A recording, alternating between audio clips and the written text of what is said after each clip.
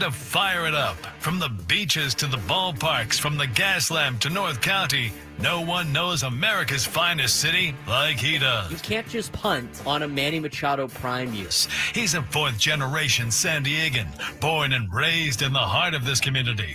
Passionate, opinionated, and always bringing you the real talk on your teams, your city, and everything in between. Braden totally knows his stuff. He's ready for the next step. That guy is good. Live and local, it's the Braden Surprenant Show. But I think Braden's one of the up-and-coming young stars in the media game in San Diego. Now, here's your host, Braden Surprenant.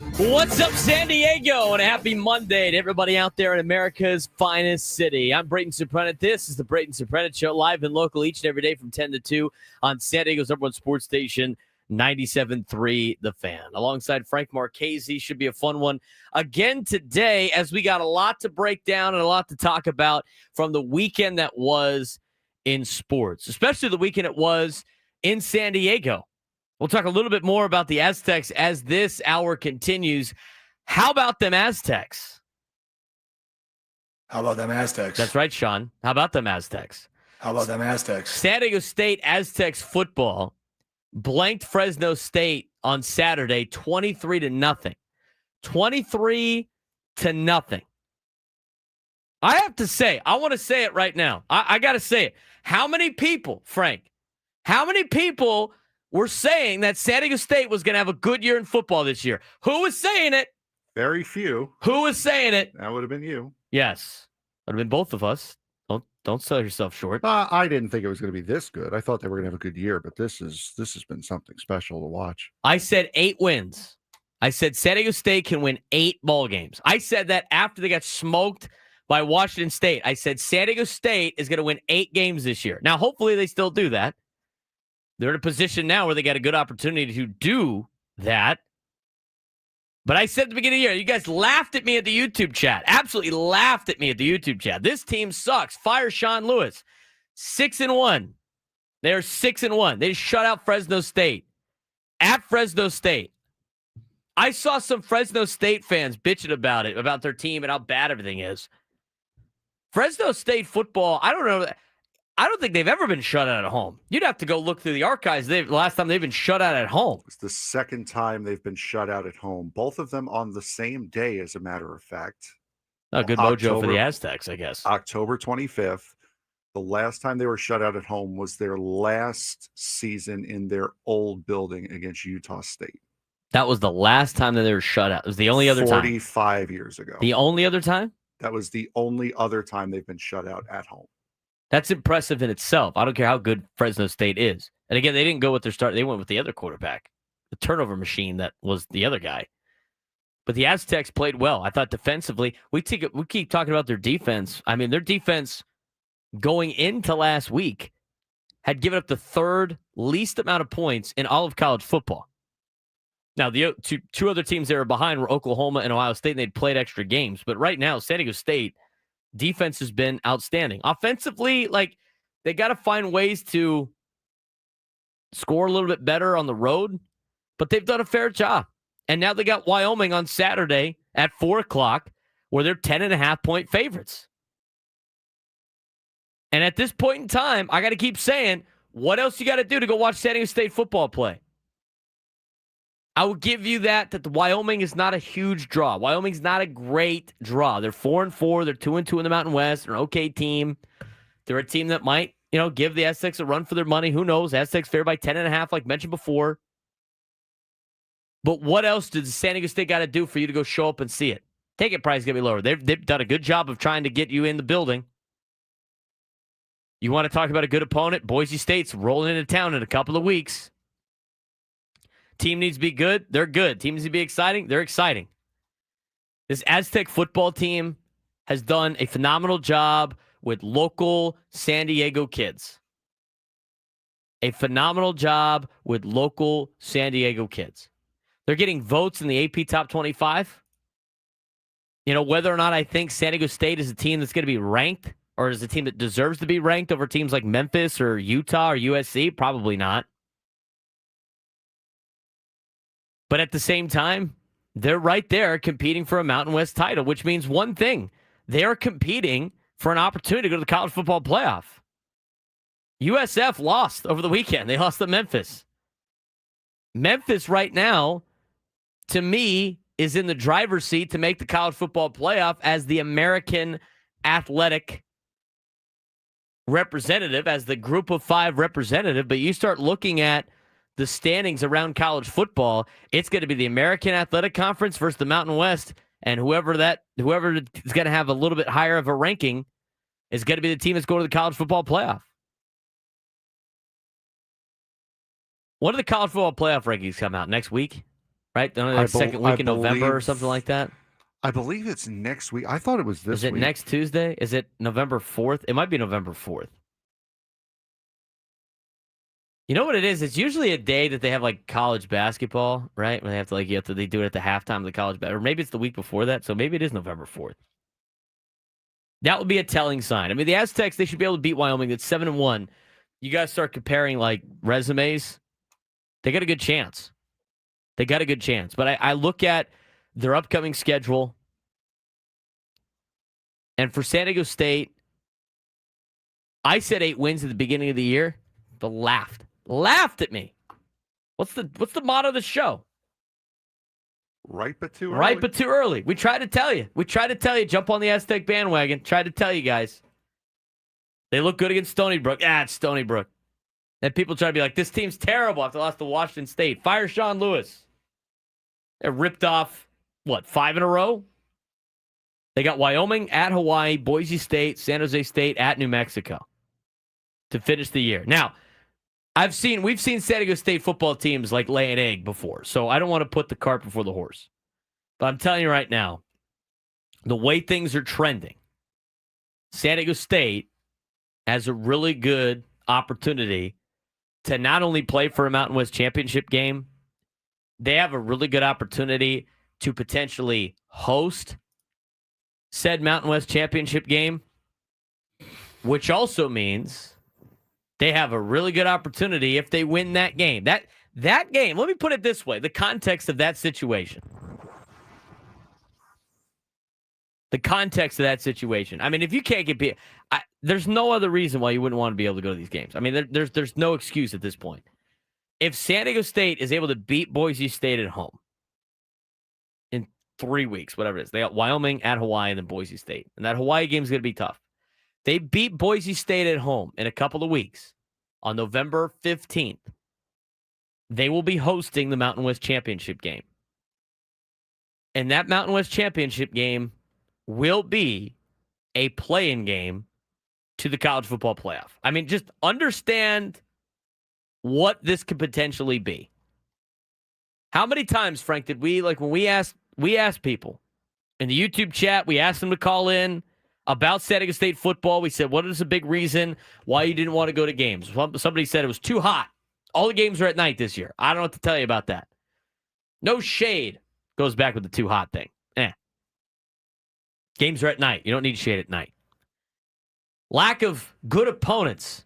Playing Boise State and Cal at home. Those are solid teams. There's only so much they could do about that. And in the new Pac-12, as much as I like to make fun of the new Pac-12, still better than anybody else in the Mountain West. All right? Still better than that. And then the other one that was very important was there's no chance they can make the college football playoff. There's no way in. There's no way to be. It's right there. It's slim. But they have a legit opportunity to make the college football playoff. They do. There's nothing crazy about that statement. I mean, sure, the people in town that don't root for the Aztecs, that root for their own Power 4 team, there's no way there's no way they should be in the college football playoff. This is BS, all that stuff. They have a legitimate chance to make the college football playoff. Again, you're competing with the American Conference. I highly doubt Navy's going to be able to make the college football playoff. That would be a crazy story in itself, Frank, if Navy's in the college football playoff. Yes, definitely. But here's the deal with Navy. Because Navy right now is undefeated in the American. They won again. They're 7-0. They're having a great year. Here's where they run into some issues. They're at North Texas, who's legit, who's making their own case for the college football playoff. Then they got to play at Notre Dame.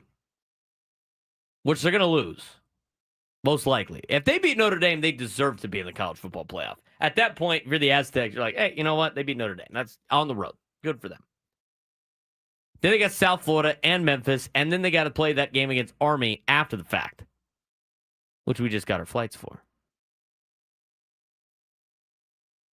I mean, that could potentially be a game where if Navy beats Army, they could go to the college football playoff, and Army is the only thing sitting in their way from making the college football playoff.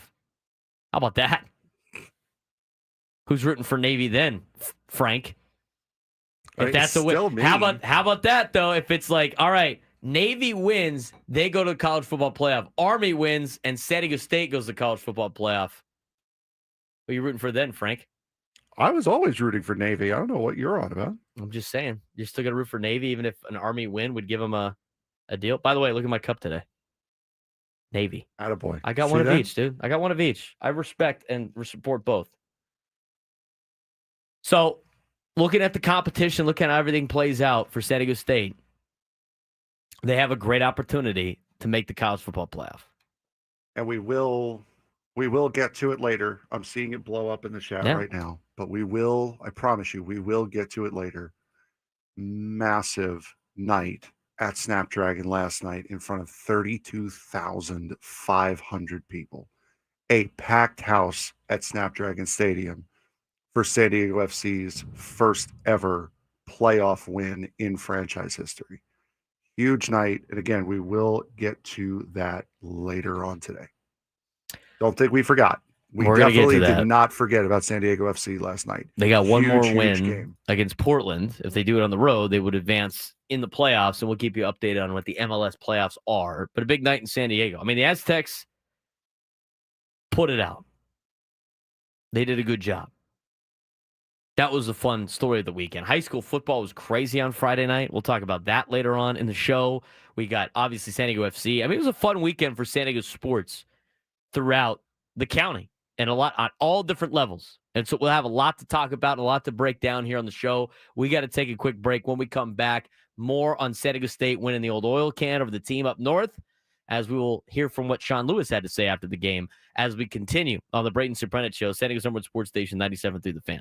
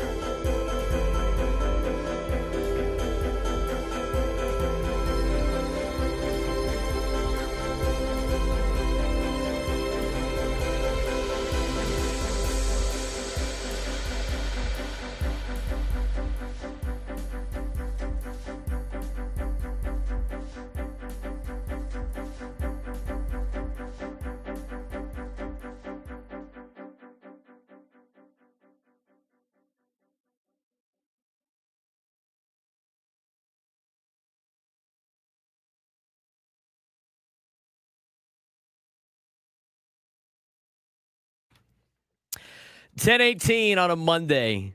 Off and running on the Braden Surprenant Show. All guests on 97 to the Fan join us via the David P. Shapiro Fan Hotline. David P. Shapiro, criminal defense attorneys, helping good people regain control of their future when charged with a crime since 2010. Visit davidpshapirolaw.com.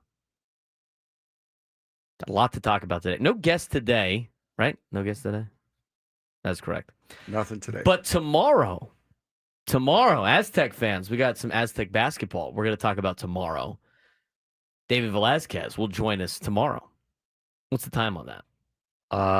Don't know yet. No, I do know. I think it's 11, I believe. I have to go back and look. We will have David Velasquez on, Coach Velasquez, from Aztec basketball on tomorrow's show. Wednesday, the Aztecs will take on USD in men's basketball, and it's an exhibition game. I think you could attend. Can you attend those now? Right? Like if I go to goaztecs.com, like you could buy tickets to that game or something? Tomorrow at noon, we have on at Velasquez noon. on. What's Sam got on that? Sam, in the YouTube chat. You can go to that game, right? You can attend? I think you can. Before these were like all about, they're like the hidden, they're the secret scrimmages where both teams said they would win. Wow. Yeah. Free San Diego State fight song t-shirts for the first 1,000 students to the game on Wednesday. Hey, you could go to the game. If you go to the game, you could see me broadcasting said game. I will not be wearing San Diego State stuff since I work for USD. So there's that. Sounds like a conflict of interest. Not really. I support all of the teams in town.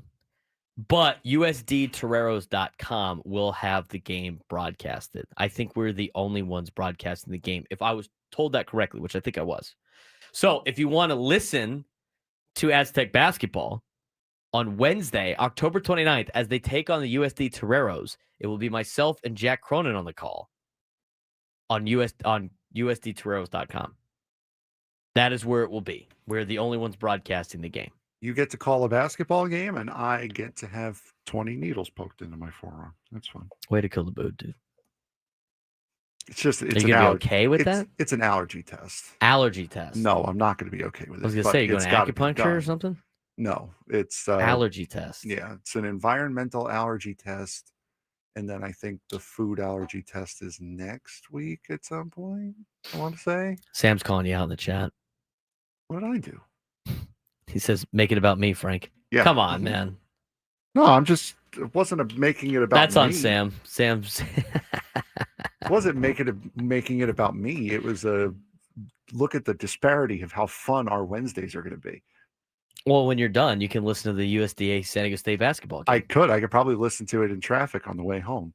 Tip-offs at 7 o'clock at VA House Arena. Yeah, I'll probably still be in traffic.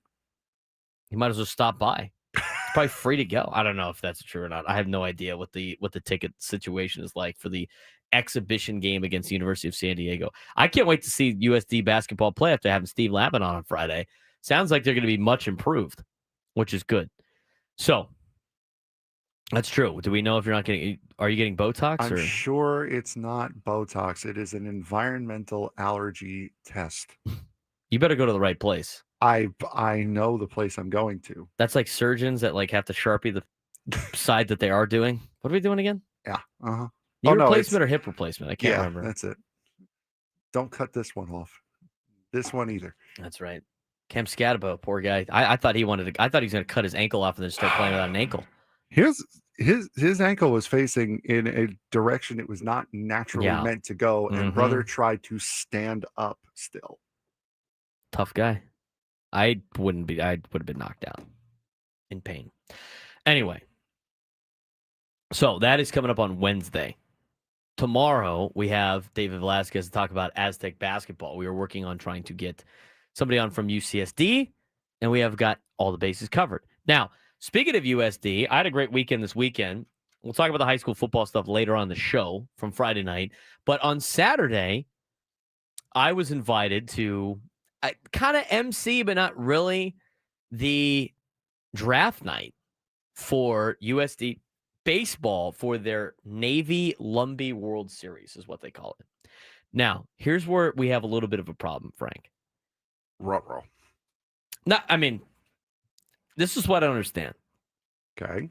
and I don't want to call out Brock, but this is confused me for a while. I don't want to, but I don't want to. Like, I now. don't want the school to get mad. But like, so they call it the Navy versus Lumbee World Series. What's a Lumbee? Lumbee is short for Columbia, like Columbia Blue. God's sake. Right? They call it Lumbee. That's the jerseys they call it.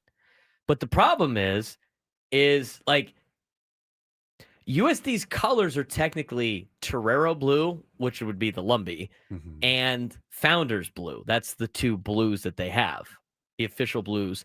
And they call their light blues Columbia Blue because it looks Columbia Blue, which is a different university color blue. I've been through Columbia. Nice, man. But like at the same time, I'm sitting here going like, why don't you just call it Torero and Founders Blue? Why do they go with the Lumbee? It just feels weird because I had to explain that like 3 times about the Lumbee Blue. So anyway, it's their World Series that they do in the Fall World Series. So what USD is going to do this week, like San Diego State did, they did their draft last week. I saw the highlights on social media. So what the baseball teams do in college in the fall, do a couple of things. They do a Halloween game, which is always fun. A lot of schools do that. I think Irvine was one of the first to do it, where you play a game in costumes. It's the funniest thing I've ever seen. Like the funniest thing I've ever seen. Of course, yeah. I mean, people are wearing like the T-Rex inflatable suit. I mean, there's like, it's just hilarious. And I'm sure you'll see a lot of highlights of that on Friday leak out from the colleges. The other thing these college baseball teams do in the fall is they play a inter-squad World Series. So USD this week, Thursday, Friday, and Saturday are going to play 6-inning games inter-squad against each other. So what they do to make it fun is they have a draft. And so they have 2 captains for each team, Lumbee and Navy, and they draft teams. There's rules to the draft, so you don't draft all catchers and like, you have nobody to catch. And they have pitching rules and stuff like that. But what they did was, and what a lot of these schools are doing, and it's been around for a while now, is they do a draft night where they make it look like the NFL draft or the MLB draft or whatever. So they had at one of the facilities at USD, beautiful, they had 2 tables on a stage, one with the Navy tablecloth and jersey, one with the Lumbee tablecloth and jersey. And I had to go up there, start the night off, tell people to go at dinner, all that stuff like that. So you wore, I mean, it was like business cash, but everybody was wearing a suit with no tie. And and they all had dates, right? So everybody had a date, which was great for the college kids. All the girls were wearing nice dresses, and so they had this full-on event on Saturday. They had L&L cater, which was great. That was awesome. The only thing that was weird, it was like we were eating on paper plates in formal attire, eating L&L barbecue. But you know what? You gotta stay grounded. Details. Yeah, you gotta be able to afford the whole thing, right? So I introduced the whatever fun night. I mean, it was super easy MC. Brock was like, just keep it as quick as possible. I'm like, that sounds great. Let's just keep this thing moving. Cool. Let's keep it 2 moving. minutes. Got it. Let's keep it moving. And so they had the 2 mics. They went through, they drafted, they go up there, they take a picture with the jersey, right? With the buttons and all that. They had music, they had like house music playing, and then they had their perfect game profile from like their high school recruiting class up there, which was hilarious. So then after the fact, me and my date decided to we Ubered the night. To make it simple, we might as well make it a date night. So we went to Lafayette afterwards, which was phenomenal. And so we Ubered from USD to the Lafayette. And we called the Uber. The guy's name was Tony. So shout out to Tony, the Uber driver from the South Bay. Tony's got surgery today, so keep him in your thoughts. He's having cataract surgery is what he said. So get that all done, right? Big fan of the show. Wanted to shout out. That seems like something I wouldn't tell someone I'm driving. Is that, hey, I can't driving see at night, all that well. Yes. He was a great man though. He was like, you don't mention the South Bay in football too much. And I'm like, we got Frank, dude. He talks about Olympian. Like, oh, what? Frank went to Olympian? I was all fired up. He's a Castle Park grad. Okay. So he's talking about the history of the high school football with Castle Park and everything like that. But when I got to the Uber, like it always works out. It's always like, hey, is this Uber for Braden? whatever like that. I'm like, yeah. And he's like, are you Braden from the radio? And I look at my date, and she looks back at me, and we're like, and I was like, yeah. As a matter of fact, I am. He was shocked, didn't think I was actually going to say yes. And he was like super excited. Took a picture with Tony. Had a great time talking with him. Great man. Fun. It was a great Uber ride down to Lafayette. Had a great time at Lafayette for a couple of hours, and then headed home. It was great. Great Saturday night. Got to watch the Aztecs before. Got to watch TCU survive before. That was fun.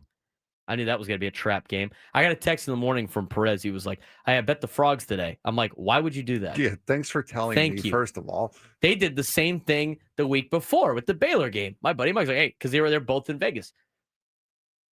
Mike's like, I bet the Frogs. I'm like, why would you do that? You suck, dude. Don't ever bet my team and then tell me you bet them. I just immediately want you to lose. Especially now. Yeah. With everything going on. Don't ever bet my team, ever. Don't ever do that. Rod's calling you out in the chat, by the way. Yeah, okay. Okay. Someone staged well, it's funny. an Uber That's ride. funny. Tony was like, well, you never talk about, oh, well, we do. We keep it simple, though, on the show. We keep it simple on the phone. You want an autograph, kid? Stop it. He took a picture of both of us and him. She had no interest in being in the photo. And then, he was like, let me tag you in it. I'm like, sure. Just should have thrown him your jacket afterwards. The whole like, thanks, me and Joe. It can't catch. That's right. That's awesome. My goodness. So anyway, Google me. I'm the Frog. Thanks, Sam. Google me. I win. I love that. So anyway, a great night all around. Yeah, I hope he bet the money line instead of the 15.5 point spread, because they weren't going to cover the 15.5. I could have told them that. I told him that. I said, why would you do that? We're 1-6 at West Virginia in the last 7 times we've been there. Why would you do that? But they won. That's all that matters. A lot of good stuff in college football this weekend. The Frog stuff's great. I love how that's catching on, by the way. I'm kind of a big deal. I'm not. I didn't say that. People Stop know it. me. Stop it. Stop it. I also had people at Jersey Mike's say that the other day. They love the show, Frank. We're doing a good job. People like the show. Oh, thank you. People like to listen to whatever this is. Whatever this is. I love to listen to this. It's a show about nothing. That's that, here we are. So shout out to those people as well. Here's the thing. Here's my thing about when people come up and say hi. They're nervous about it, and they just start talking about how much they listen, which is great. I would love to know your name. I would love for you to introduce yourself and tell me your name so I can give you the shout out on the show. Tony, thank God I have the name of the guy in the Uber, and he introduced himself as Tony. I knew it's easy. Some of you guys will come up and talk to me. I'm like, great. What is your name? What is your name? What are we doing? What are you laughing at? Braden is a recognizable amphibian. That's right. Go Frogs. So there you go. There's that. All right. We do got to take a break. We got a couple of minutes though. We'll get to Sean Lewis stuff in a little bit. Overall react. What do you got on the Aztecs? Aztec football, 7 games in, they're 6-1. Hey, Tano Latuli, done. Pick 6. Pick there you 6, go. baby. Loved it. Lucky Sutton with a touchdown. Loved it. Denegal came back. He's going to be dealing with some stuff the whole year. So we'll see how he does. But I'm glad he came back. Overall, I thought it was a good performance against Fresno State. Yeah, no, they played a very solid game. I mean, it's as Sean Lewis said, as we'll get to a little bit later, said there was some sloppiness. It wasn't the best looking game, but still 23-0, pitched a school record 3rd shutout of the year, which is unbelievable. First time Fresno State's been shut out in that building. Second time in their history they've been shut out at home. That is, it's been an unbelievable season, and it's gotten to the point now where the only excuse for not going to see Aztec football either this weekend or in a couple weekends from now is the monetary. That's the only excuse. It doesn't matter who's in the building right now. They can play Stony Brook again. you should be there because this is an exciting team to watch. It is a fun team to watch. They are very much in the hunt for not only their last attempt at a Mountain West championship, but as you mentioned before, they are very much alive in the hunt for a college football playoff spot. This is the season that they needed to get everyone sucked back in, and they've done it extraordinarily well. I watched the game on mute, so I didn't get to hear the announcers. But Go Aztecs is right. The pick six by Tano after the terrible replay review. Yeah. The terrible replay review. I was sitting there going, like, what are they watching? What are they possibly looking for? I was like, there's no way that ball is hitting the ground. That was terrible. And then ball don't lie. You know what? It's even better because now Tano gets a touchdown out of it. That was the best part. There was a couple of really poorly officiated games, whether it be in college or the NFL this weekend, that were just unbelievably bad. You don't even want me to get me started about Friday night's game that we had. Yeah. I thought the white hat was good. The second touchdown that Lincoln scored bounced. It bounced. It physically bounced in the end zone.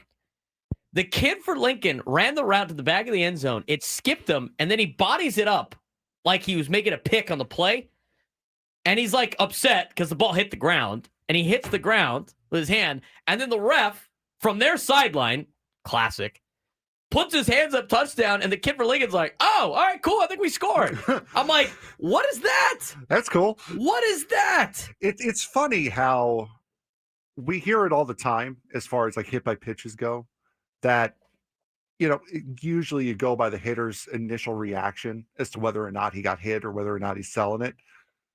That's one of those where it's like, oh, maybe you didn't catch it. Let's have a conversation about this. And someone overruled me, please. It hit the ground. I was like, what?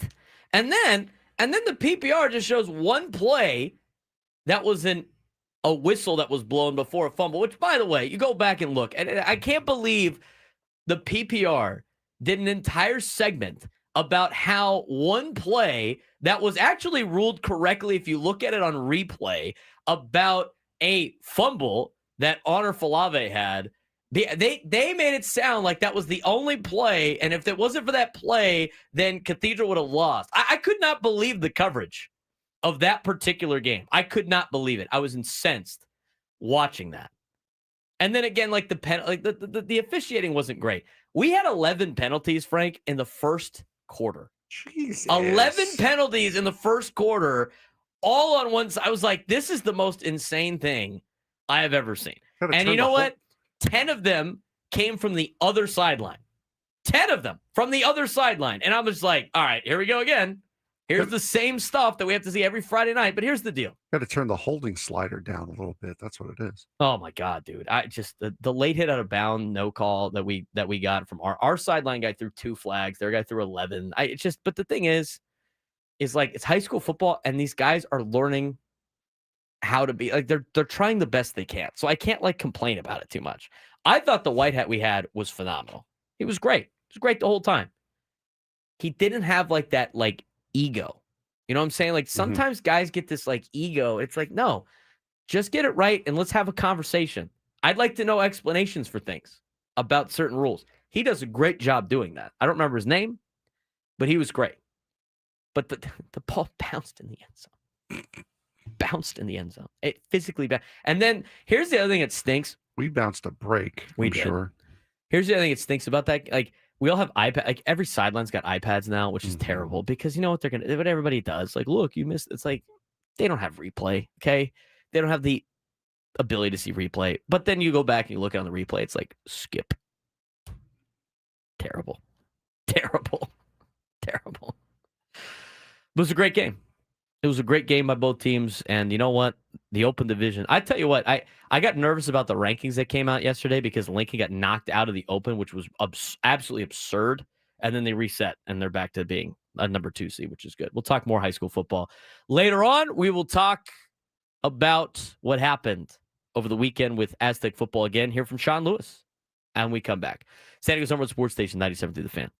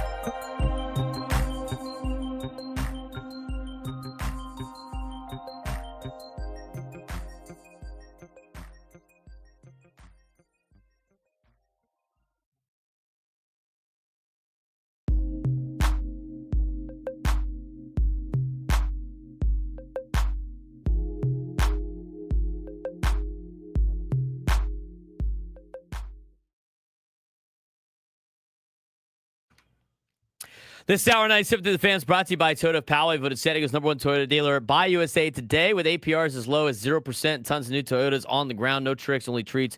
During the Trucktober sales event happening now only at Toyota of Poway or online at toyotapoway.com in the heart of San Diego.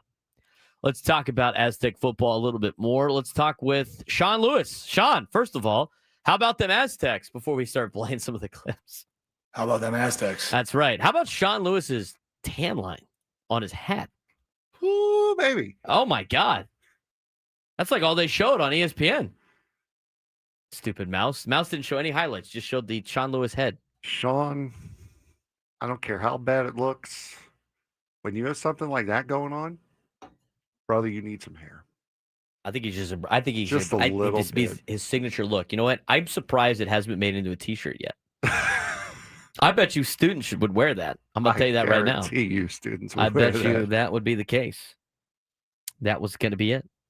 So anyway, that mesh trucker hat tan line. I didn't know you could get tan lines like that. Yes, you absolutely That can. sun goes through the trucker hat for sure. Yep, it does. Goes through it. I think it might be a signature look for him. I like it. Let's talk with Sean Lewis about the win over Fresno State. Here's his opening statement from Saturday. Go Aztecs. The oil can is coming home where it belongs. Thank goodness some of the best players in San Diego have stayed home, right? And best players in San Diego need to continue to stay home. Really, really proud of our team. Really proud of the effort. It's a great job by the staff. Obviously, it wasn't clean by any stretch of the imagination, but rivalry games are always that way. We weathered storms. We responded.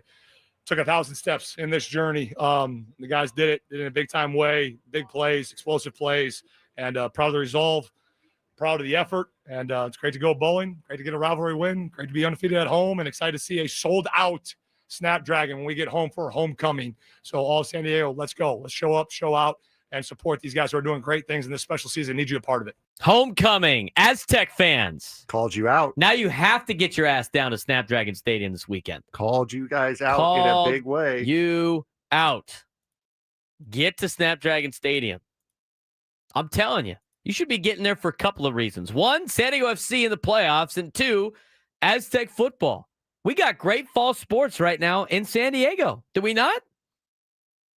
I mean, the Padres, we can talk about the Padres all we want.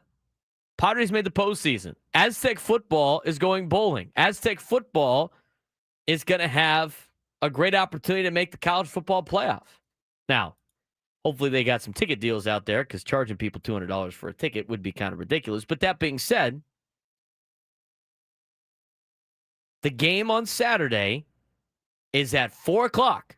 4 o'clock kick on Saturday against Wyoming. That's a great kickoff time. Tickets as low as $60 according to StubHub right now. Not bad. Homecoming. Get down to Snapdragon Stadium on Saturday. Sell that place out. Go watch a fun Aztec football team play. Our boy Sushi Sam's going to be there drinking Fireball early in the morning.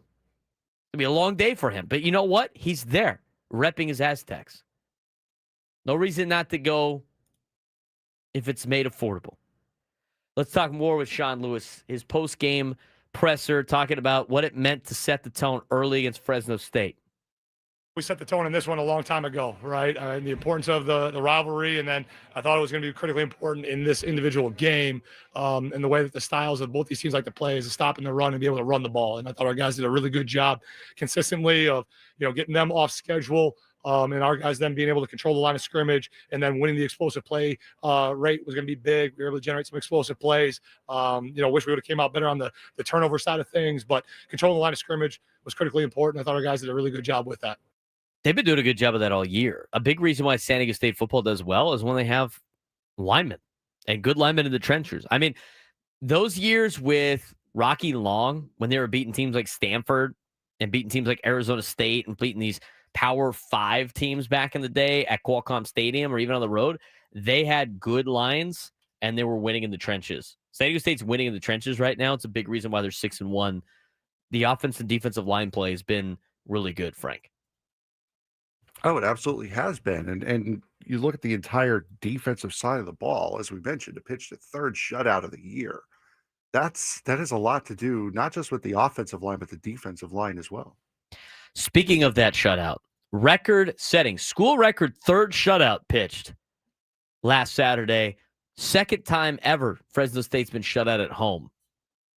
Pretty good defense they have over there. Here's what Sean had to say. It's elite, right? It's never been done here. They're the only team in the country that has 3 shutouts. Coach Ulrich, the staff, the kids are doing a great job. We've been talking about this climb, and we've been using this old rickety ladder that's in our building since January 20th. And the really cool thing that the kids have embraced is that the proverbial climb and the ladder that we are climbing right now, there is no top to it.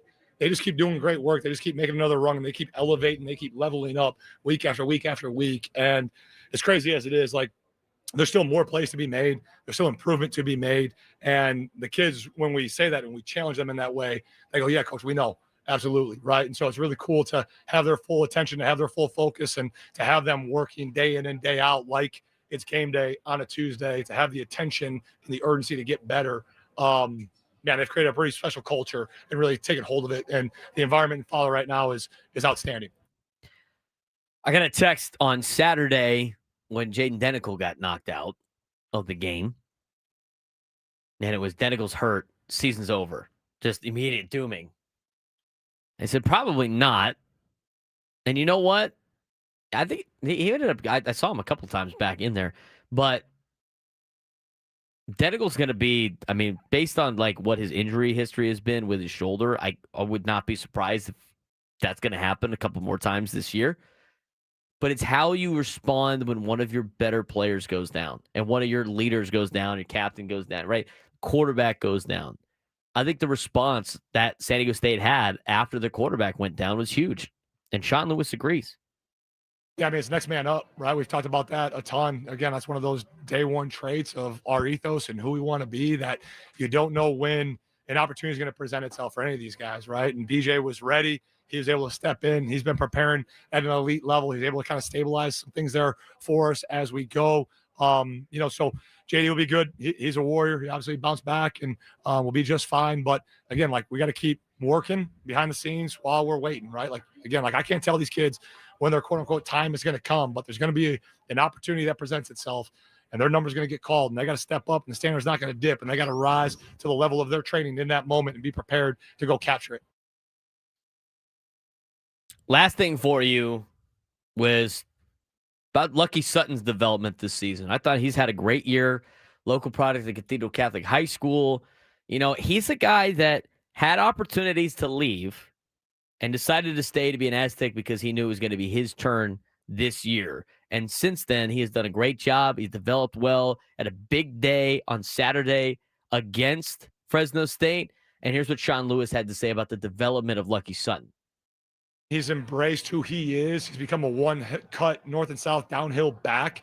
And he's got some elite traits, man. Again, like, he's one of those elite prospects that decided to stay home, right? And we got to continue to have our best in San Diego stay home, the best in Southern California stay home, and achieve their dreams and be developed right here on the Mesa. And he's a big reason for that. Him, Tana Latuli, Byron Caldwell had a big. By the way, I thought Byron Caldwell's play should have been a touchdown. Yes, that was a touchdown. He did not have his elbow. He did not have his elbow down, or his wrist. Or what was his knee? I think his knee his shin was down, but barely, but his knee wasn't down. Well, I still think it should have been a touchdown. Should have been a touchdown. It was like his ankle. It was like some of his shin. It wasn't a lot. He did that. The acrobaticness that he had. Let's not talk about someone's ankle being down before their knee, please. Why? Too soon for you? Yes, it is. Is way too soon. It's a violent game, dude. It's a violent game. I thought that was a touchdown. I thought he got hosed. I thought they got hosed on the interception review too. But you know what? Tana Latuli got a touchdown, so it's okay. A lot of great local products for San Diego, doing really well. Trey White, obviously, just a great performance out of the Aztecs. And now moving forward, Wyoming at Hawaii, Boise State, San Jose State, and New Mexico. They are putting themselves in a position to not only make the Mountain West Conference championship game, but potentially make the Mountain West championship game matter for a playoff spot. Now, what it's going to come down to is how the college football playoff ranks the top 25. And if the Aztecs and Boise State are in that ranking higher than the American teams, they got a really good chance. But right now, I think you have to go still have to take it one game at a time. Don't put the cart before the horse and what do we got to do to make the Mountain West Championship game? That's priority number one. Priority number two is how do we get to a position where we can host said Mountain West Championship game? And then hopefully some things play out around them in the group of 5 where that Mountain West Championship game at Snapdragon Stadium is a ticket to the college football playoff. That's where they're at right now. That's how serious this is. That's how good of a season they're having. Think about that for a second. We're talking about Aztec basketball starting up. They had an exhibition a couple of weeks ago against UCLA. They have another exhibition game against USD on Wednesday. They start their season up very quickly here on November 4th, next Tuesday. Not tomorrow, but the following Tuesday against Long Beach State. We know about the season they're going to have in basketball, but what a way to start this year off for the Aztecs than having a good football season. They've checked that box. They're going to a bowl game. Now let's see if we can get the Aztecs into a bowl game that matters and to get to a position where even if they make the college football playoff and they get smoked, that's some serious publicity for the school and for the city of San Diego just to be there. And maybe that's the ticket that they need to move their way into a conversation of being a power school. We'll talk more about that as the morning continues into the afternoon. We're going to talk about the updates that we have in the FBI gambling thing, but also when we come back, the Albert Pujols effect on the Padres stars. We'll mention that when we return the 11 o'clock hour.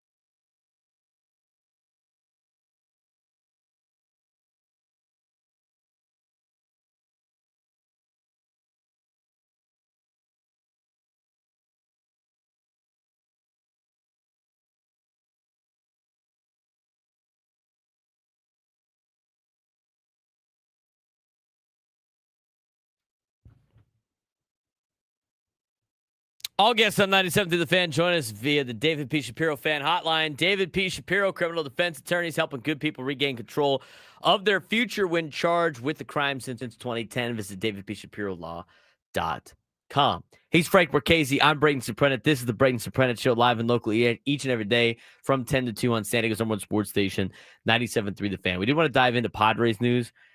Not really news, but just talking about the whole Albert Pujols situation. I thought for sure they'd have something over the weekend, Frank. And nothing over the weekend. Yeah, it's been all quiet on the Western Front here with this. And here's the other thing, too. I mean, like, it's not like it's the World Series, therefore they can't do anything about it. The Bob Melvin and the Mike Schilt hirings, if you will, both happened like in the middle of Game 2 and 3 of the World Series. Game 3 tonight? Yes, Game 3 is tonight. The next 3 are the next 3 days, yes. No rumors, no nothing. We did get Jim Bowden's thing that he put out that we'll talk about tomorrow, where he's got projections for all the free agents and how much money they're going to get. Some of them are ridiculous, and some of them are a little bit more affordable than I thought. But it's Jim Bowden, so like take it for what it's worth. He used to be a general manager, has some insight as much as he can, talks to a lot of agents. I mean, he gives a prediction of what he thinks guys will sign for. A lot of the times they end up signing for more. Sometimes very limitedly they sign for less. But we'll see. One of them I saw that I thought was like, thank you for your service. Robert Suarez, a 4-year, $80 million deal. Yeah, thank you, that's dude. Edwin Diaz money is what that is. You give him $20 million. How old is he? Like 35, 36? Believe so. I mean, He's Robert Suarez is up there in age. He finally cracked the big leagues like in his mid-30s. Early 30s, mid-30s. I mean, he's already up there in age. I'm not going to pay him for 4 years, $20 million a year. Thank you for your service, buddy. On to the next one. But we'll see what the Padres do, and we'll talk about Albert Pujols here in a second. I mean, the amount of money right now in college football, Frank, on buyouts for coaches that are not coaching anymore is ridiculous. I was talking to a friend last night. He goes, you know what? I'm going to quit my job to be a college football coach for the sole purpose of getting fired. To suck at it and then get fired? Yep. Because you make more money. You make more money not coaching. I wish someone would pay me $53 million to never see me again. Yeah, can I get that in my contract? Seriously. $53 million to go away. Now, I have some updates. So Brian Kelly got fired over the weekend. Here's the other thing I got to say. You know, I'm not a big Brian Kelly fan. I don't like what he did. I mean, like the stuff that he did at Notre Dame. I mean, I think he's so super fake too. Remember the first day he got hired down in Louisiana? He had that like fake Cajun accent. Yeah. And you're just like, bro, what? Like, come on, dude. Like, this is not when he was talking to everybody at the basketball game. He's just such a clown. But I'll say this. I mean, like the team was winning. I feel like every SEC school expects their team to go 10-2 or better every year because we've always done it this way. But when everybody's paying for players and there's parity in college football, you can't say you're a blue blood anymore. And we're just, anything less than 10 wins is unacceptable here. Guess what? You better start being acceptable because you're going to go through coaches every 2 years. You should spend all this money for guys not to coach for your team. That's why I said Sean Lewis better start losing some games. He's going to mess around and accidentally get one of these jobs. He's going to get one of these jobs. I said we got hired here at San Diego State the first time. I went to some event where he was out. I heard him speak, and I'm like, this guy will not be the coach at San Diego State after 3 years. He won't. He'll get picked up by somebody. He will. I mean, I would be shocked. You better enjoy it while you can. And start thinking about who you're going to go get San Diego State that might be a head coach because I would be shocked if Sean Lewis is the coach at San Diego State next year. I would be shocked. But I got this. I saw this on social media. Kerry Johnson is a New Orleans native, radio and talk show host. He's got 2.6 thousand followers. He said, from my sources with very close ties to LSU athletic department and the LSU board of supervisors, Brian Kelly and LSU settled his buyout for around $20 million or around 30 plus million, less than it was actually owed to him utilizing the quote morals code in his contract. Take that for what it's worth. But the thing is, and this is good, like I just got this sent to us. Jeff Goodman on Twitter. These coaches are getting canned left and right. What about the guys that hire them? Everything about college football right now is like professional sports, except nobody's got a competent front office. Nobody even has a front office. As Jeff Goodman put out, Goodman Hoops on Twitter. This is what he put out. So let me get this straight. LSU athletic director Scott Woodward, who hired Jimbo Fisher at Texas A&M and also hired Brian Kelly at LSU, both of those guys were fired, and the schools have to pay $130 million in buyouts, and he still has a job. Quote, "This is absolutely insane that some of these ADs are not held accountable for their poor decisions." I mean, think about it. Like, at this point in time, let's think about this from a standpoint of just college football in general. It will behove universities to employ, instead of athletic directors, front offices if they're going to continue down this path. Think about it.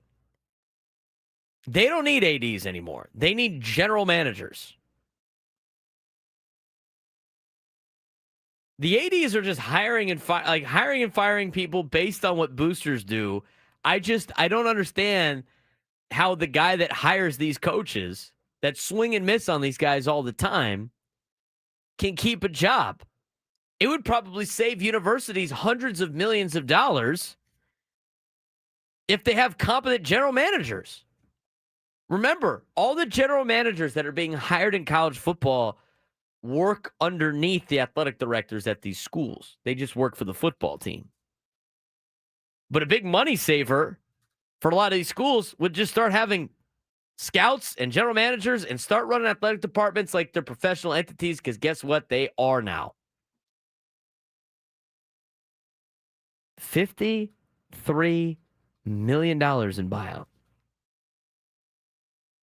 I just don't understand, though, what these SEC schools think they are.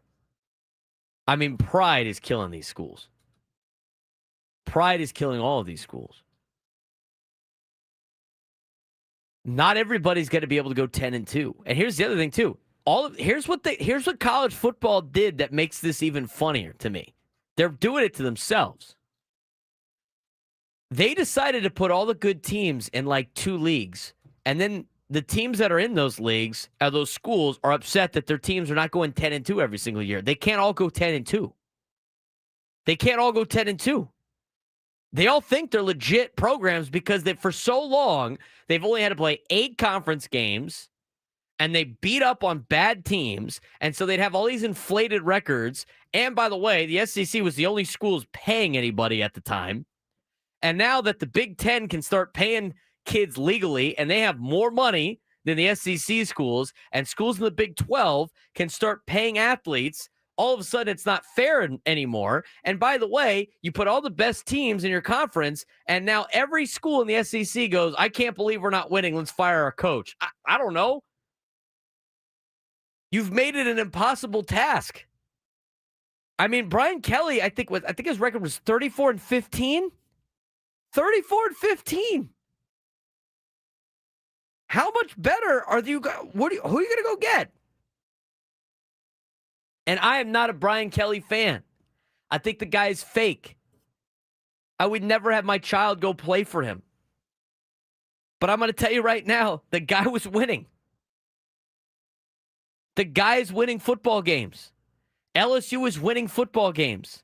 You don't like it? I don't know. Maybe you should spend more money. I mean, there's only so much these coaches can do with the schedules they have and the talent they have. And I don't know. Here's an idea for everybody. Maybe paying 17 and 18-year-olds a ton of money, not knowing, like not having any idea if they're going to develop or not, is not a great business idea. I mean, think about all the baseball players that these MLB teams hand out tons of cash to that are high school players that never even come close to competing at the highest level. Why? Because they haven't even reached their full potential. You don't have any idea. You are taking a gamble on a 17, 18-year-old child, and you're just like, and your livelihood is on the line for that. This is not a great business idea. It's not. And you're like, I can't believe these 18-year-olds to 22-year-olds are not beating up on these 18-year-olds and 22-year-olds. We should fire our coach. Who are you going to get? Who are these? Are they just going to all rotate spots and then get another big contract? I mean, it's great for the coaches. They're going to make tons of money. They're going to make tons of money. You get the buyout money. They're going to make they're just going to make so much money. I can't believe the boosters at these massive universities. I can't believe how much they just like lighting money on fire. They just light it on fire. They just basically put $53 million and put it at the middle of the campus and just went. That's basically what they're doing. The SEC is so shocked about all this. They even the playing field.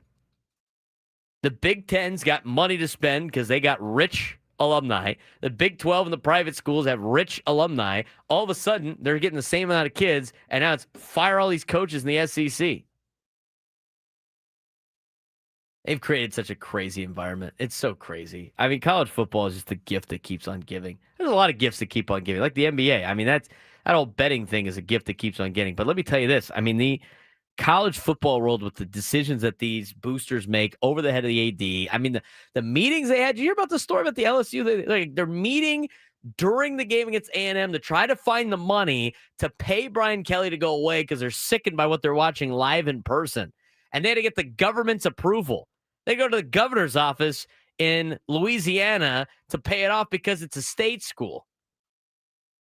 I'm telling you, what they think they're going to get out of this in the SEC is not what they're going to get because, again, they put all of this is what you do. They put all the good teams in one conference, and they're like, why aren't we all 10 wins? I don't know. You all have to play each other. Stupid. 833-288-0973, 833-288-0973. Juan in Oceanside, you're on the Braden Surprenant Show. What's going on, Juan? Just calling in to talk some Aztec football. I want to give you credit for getting me back into them. You know, it's nice to see some competitive football in San Diego again. I did want to say one of the things I noticed watching them, though, on Saturday was every time they got away from their ground and pound offense, it seemed to always work against them. It seems like for them to be more successful down the stretch, especially against better teams like Boise State, they have to stick to that run game that's super effective, like you said. And also, I wanted to ask you about something they kept talking about on the FS1 broadcast, which was how San Diego State uses a Nick Saban defensive approach. I wasn't really sure what they meant by that. I wanted to see if you could expound on that if you had any knowledge. That's interesting, Juan. I mean, I don't know. And the Nick Saban approach in terms of the way they practice or the scheme that they run. Did you pick up that part? Oh, maybe their scheme. I mean, a lot of it's the same. I mean, a lot of these guys run the same defenses. I mean, there's only so much you could do. I mean, for the most part, a lot of colleges are running a 3-3-5 or a 4-2-5. I think San Diego State runs a 4-2-5, if I'm not mistaken, Frank. Off the top of my head. I think that's what they run. I believe it is a 4-2-5. And Nick Saban runs a 4-2-5, different than a lot of other teams that run a 4-2-5. I like running a 4-2-5. We don't run that at Cathedral. We run a 50, which a 4-2-5 is based off of, at least the one that I would run. And the cool thing about the 4-2-5 is there's a lot of different things you could do. So from a standpoint of the Nick Saban version of it, I mean, every coach has their own version of it. Like the version that Andy Avalos is running at TCU is way different than the version that Gary Patterson ran, even though a lot of the stuff is similar. So I don't know what the Nick Saban version of the 4-2-5 is. Most of the stuff is very similar. But there's a lot of cool things you could do with a 4-2-5 defense with 4 down linemen. I prefer to have 4 down linemen. I think it's easier because I think minimum, and maybe this is because I learned under my dad who runs having at least 4 guys. You have to have at least 4 guys, I think, bring pressure. I think any 3-man rush sets yourself up for failure. But you could run a lot of different stuff out of the 4-2-5 with having 5 defensive backs. Your safety's walked off. You get the 2 corners, and you have a free safety and a weak safety. And there's a lot of different coverages you can run out of that. And the other thing that I love about, and this is the 4-2-5 defense that I learned from, like learning Gary Patterson's 4-2-5 defense is, and the cool thing about it, at least from the secondary standpoint, is you can line up the exact same way every single time and run a bunch of different coverages out of it, which is good because it's deceptive to quarterbacks to look and see the same guys in the same spots every single time. Are we running a cover 2? Are we running a cover 6? Are we running a cover 8? Or are we going man coverage? Are we going to bring pressure from one of these guys? There's a lot of different moving parts that you could do with that. And I think it's built more to stop spread offenses and all these spread teams. That's kind of where football is right now. Now, there's a lot of, multiple tight end sets. All of a sudden that gets a little bit more difficult. Now you have more gaps to cover. Got to bring a guy in the box. I mean, those things change a little bit, but what they mean is they're probably running Nick Saban's version of the 4-2-5. There's probably a lot of different terminology that's the same, the way they do coverages. I mean, I just saw a thing that they ran on College Game Day with Nick Saban talking about the way that they run a cover 7, in which they have I forget what it was called. They ran a cover 7 look in the back, and they did a good job of covering 4 verticals, where the backside the safety opposite the trips was able to pick up the number 3 on the trip side. And that's part of the scheme. And therefore everything's covered, running the same shell that would look like a cover 8 and all that stuff. So we get into the nitty gritty and the details. I think I talk over a lot of people's head, but if you want to talk football like that, we can talk football like that. I'd have to look into what the Nick Saban's 4-2-5 defense relatively is. And then see what the variations are compared to the 4-2-5 defense that I learned. And I like to run that we don't run. But like everybody's got their own kind of little tips and tricks and everything like that. But a lot of the stuff that's going on in football that people don't understand is in the trenches, because you have 6 gaps you got to deal with without tight ends. And anybody that says like, oh, he's running it up the middle, there's no middle. There's like the 2-hole, the 4-hole, the 6-hole, the 1, 3, 5. You can go 8, you can go 7 on the outside runs. I mean, you have to have all of that stuff covered. And you have linemen to do it, and there's techniques to use, and there's stunts to do, but there's a lot going on in the trenches that win and lose football games on simple run plays that you go like, oh, he just ran it up the middle. It ain't up the middle. There's a lot of gaps you got to cover on that defensive front. So if you want to talk about that ever, let me know. Maybe I can do a podcast about that, breaking down some schemes and stuff. But overall, try to keep it as simple as possible. Keeping it simple. Let's talk about Albert Pujols when we come back. What he brings to the San Diego Padres on Braden Surprenant Show, San Diego's #1 sports station, 97.3 The Fan.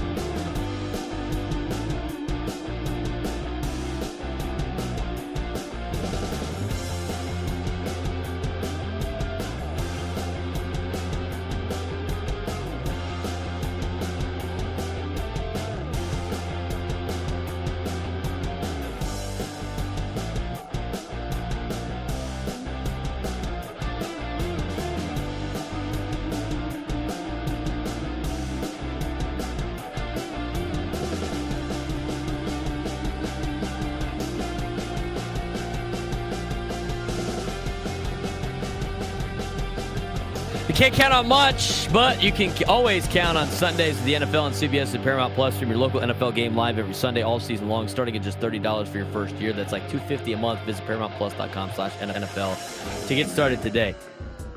Yesterday might have been the worst day of the NFL I've ever seen. That was the worst day of the NFL ever. Yeah, not great. Terrible. Terrible day for the NFL. Every game was a blowout, and then there was the Jets. How about that? A different Jets story. Don't get ahead of it. We got the NFL whip around. Don't get ahead of it. Every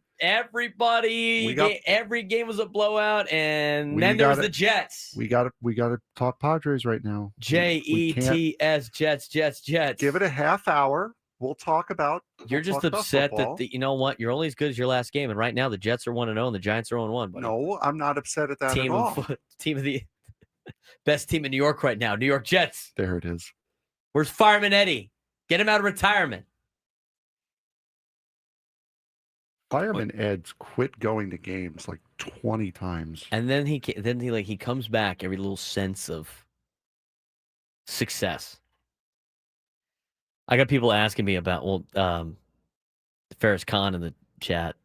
Some looks. There's some stuff that I do like with the 4-2-5. I'll mix in a 3-3-5.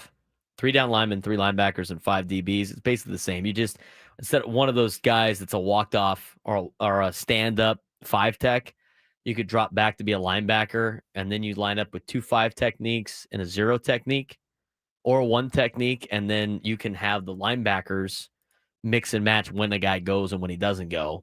Sometimes you bring nobody. Sometimes you bring 4. Sometimes you bring 5. Sometimes you have guys dance around and then bail out of there. You have a lot of success with that when the offense is trying to figure out who's coming from where, who's got what gap, and all that stuff. Fun stuff. Football clinic podcast during the off season, Frank. Dive into it. May as well. All right, let's talk about Pujols for a second.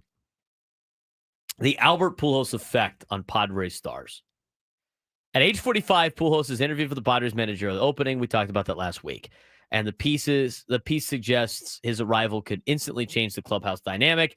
Few candidates would command more instant respect than the legend like Albert Pujols' 22-year MLB career included 2 World Series titles, over 700 home runs, and universal reverence around baseball. This is all pointed out by Tom Kraslovic in a column he had last week. And I agree with a lot of it. Pujols and the Manny Machado effect. Here's my thing. Whoever you decide to hire as your manager, your boy Manny Machado he's got to respect them, right? He's got to be somebody that Manny Machado is going to respect.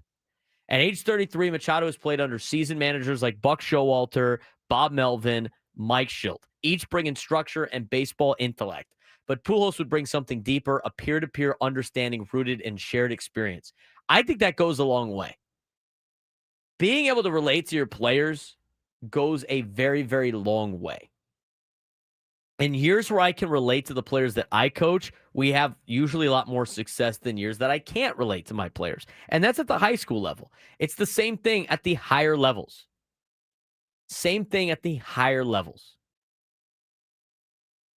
Pujols knows what it's like to carry the weight of stardom. He understands what it's like to take on expectations of a massive contract. He understands that the pressure to lead a franchise. He understands that he could mentor Manny Machado, not just as a player, but as a fellow superstar navigating the grind of this long-term deal that he's got. Speaking of superstars, by the way, we just got this email from San Diego State confirming that Aztec legend Steven Strasburg will now be the special assistant to the head coach for San Diego State baseball. Finally. So Steven Strasburg is back on the Mesa. He wanted to do stuff with them last year, and they didn't let him come back. It was kind of crazy. But new regime, new head coach, got him back part of the program. San Diego State baseball is going to be well improved from last year. It is about time that they bring him in. All right, back to the Pujols situation. So that's what the Manny Machado situation. This is what, is there anybody, Frank, that brings that type of intangible to the Padres' most iconic player on the team? No. Not a single one. There is not a single candidate that can do what Albert Pujols does in terms of a relationship, with Manny Machado. There's not a lot of people on this planet that can do that. Manny plays for the Dominican Republic in the World Baseball Classic. Albert Pujols obviously being from the Dominican Republic. I mean, every single level of this, superstar, long-term contract, expect to carry the organization, making tons of money, like superstar in Major League Baseball.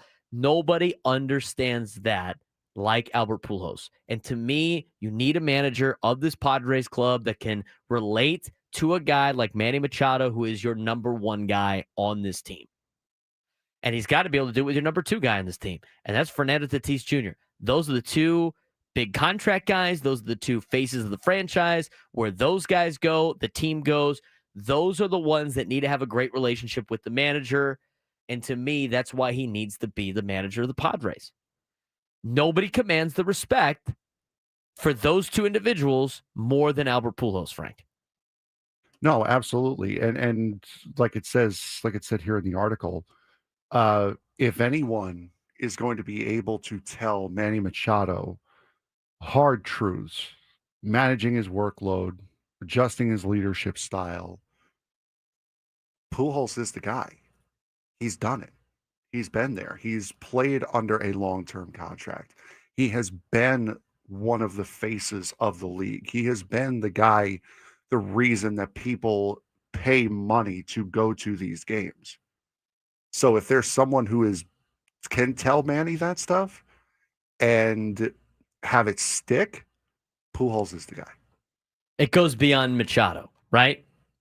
Fernando Tatis Jr. at age 26, Xander Bogaerts, age 33, would both gain a manager who understands both the energy of youth and the challenges of aging with a big contract. Jackson Merrill, 21-year-old rookie outfielder, could look to Pujols as a model since Pujols himself burst onto the scene at 21 with an all-time great rookie year, right? I mean, he can relate to so many different of the players as part of this team. He can relate to the older veterans too, Frank, about being the guy that was past his prime and how he helped the young guys. I mean, he is to me, the front runner to get this job and the most important piece to this team moving forward. And the best part is, I think, unlike Bob Melvin and unlike guys like Mike Scioscia, he's a recently retired player. He is a guy who has just been through all of this in this generation. When you're talking about Bob Melvin managing and mentoring Manny Machado, that's a generation before. There's a gap there. There's a difference in the way baseball has been done over that time period. So I think even that is something that can't be overlooked, is that this is a guy who's not only been there and done it, but has been there and done it recently, very recently. He understands the new part of the game. Yes. He understands the new part of what the game has been. Resume is virtually unmatched. I mean, just think about like him as his resume in terms of being a player stacks up with the best in the game all time. He's one of the best players to ever live and play this game. He's going to demand the respect. It brings instant credibility and emotional authority. He embodies discipline and professionalism, qualities the Padres have sometimes lacked. He understands both superstar egos and young player development. His leadership could unify a talented but inconsistent roster. In essence, as Tom Kraslovic pointed out, and I agree with, hiring Pujols could mean more than just filling a managerial vacancy. It could reshape the team's identity and culture around shared respect, discipline, and of course, that Dominican pride with a lot of the players, especially the ones that are at the top. In Fernando and Manny. Very important. I think this is the number one guy that you have to go out and get. The number one guy you have to go out and get. And it's interesting that it's been quiet. Here's the other thing we haven't heard. We haven't heard about anybody else interviewing for the job. I thought for sure we'd get a couple. It's Esposito, and that's it. That's the only other guy. And we didn't even get an announcement on, oh, hey, Esposito's is interviewing for the job today. It was after the fact he already did that they said that he was interviewed, and we haven't heard a peep out of the Padres since Wednesday when the Pujols interview happened. I hope that they do it on like a Tuesday, Wednesday. Kind of, it's usually the most beneficial for a show. Hire them on a Wednesday and then like push the press conference back to the following Wednesday. I mean, that would be great. Everybody listening on Park Boulevard. Have some of Dave Roberts' travel issues getting Pujols back. We got to push the date back a little bit. Yeah, right. What was that all about? He's just whining, dude, trying to pull the same thing he pulled last year. Yeah, what is he whining about? There's nothing you can do about it, It Dave. took- What are you it gonna do? took Play in TSA. Omaha instead? It took him too long to get through TSA. They gotta go through. Guess what? When you have a team in the league that is in a different country, you have to go through customs and international travel. And guess what? You might have to do it again if the Blue Jays win another game. Isn't there a government issue happening right now too? Yeah, Like, isn't it also shut down? there's also a government shutdown. Yeah, I guess that doesn't help TSA. You know what? This is where I need like the government. I mean, they've been shut down for I don't even know how long. It hasn't affected my life at all. So I think Forget about like about it, I forget that they, what do we need them for again? Sometimes you ask that question. Anyway, where do my taxes go exactly? Where do the Chiefs play? Need him for TSA to get Dave Roberts through customs. No. dude. I need him to get me through security when I travel. I don't care about Dave Roberts or his complaining of being on a charter jet. Oh, what? Are you kidding me? Have you flown charter before ever? Do I look like I have more than $5 in my pocket at any given time? Hey, man, it's like being a part of whatever. No, God, like no. just I've a never team flown like credit. charter. I have flown charter multiple times with USD, TCU. The charter security and everything is like the easiest thing ever. It's like the easiest thing ever. You take off your shoes. They go like quick.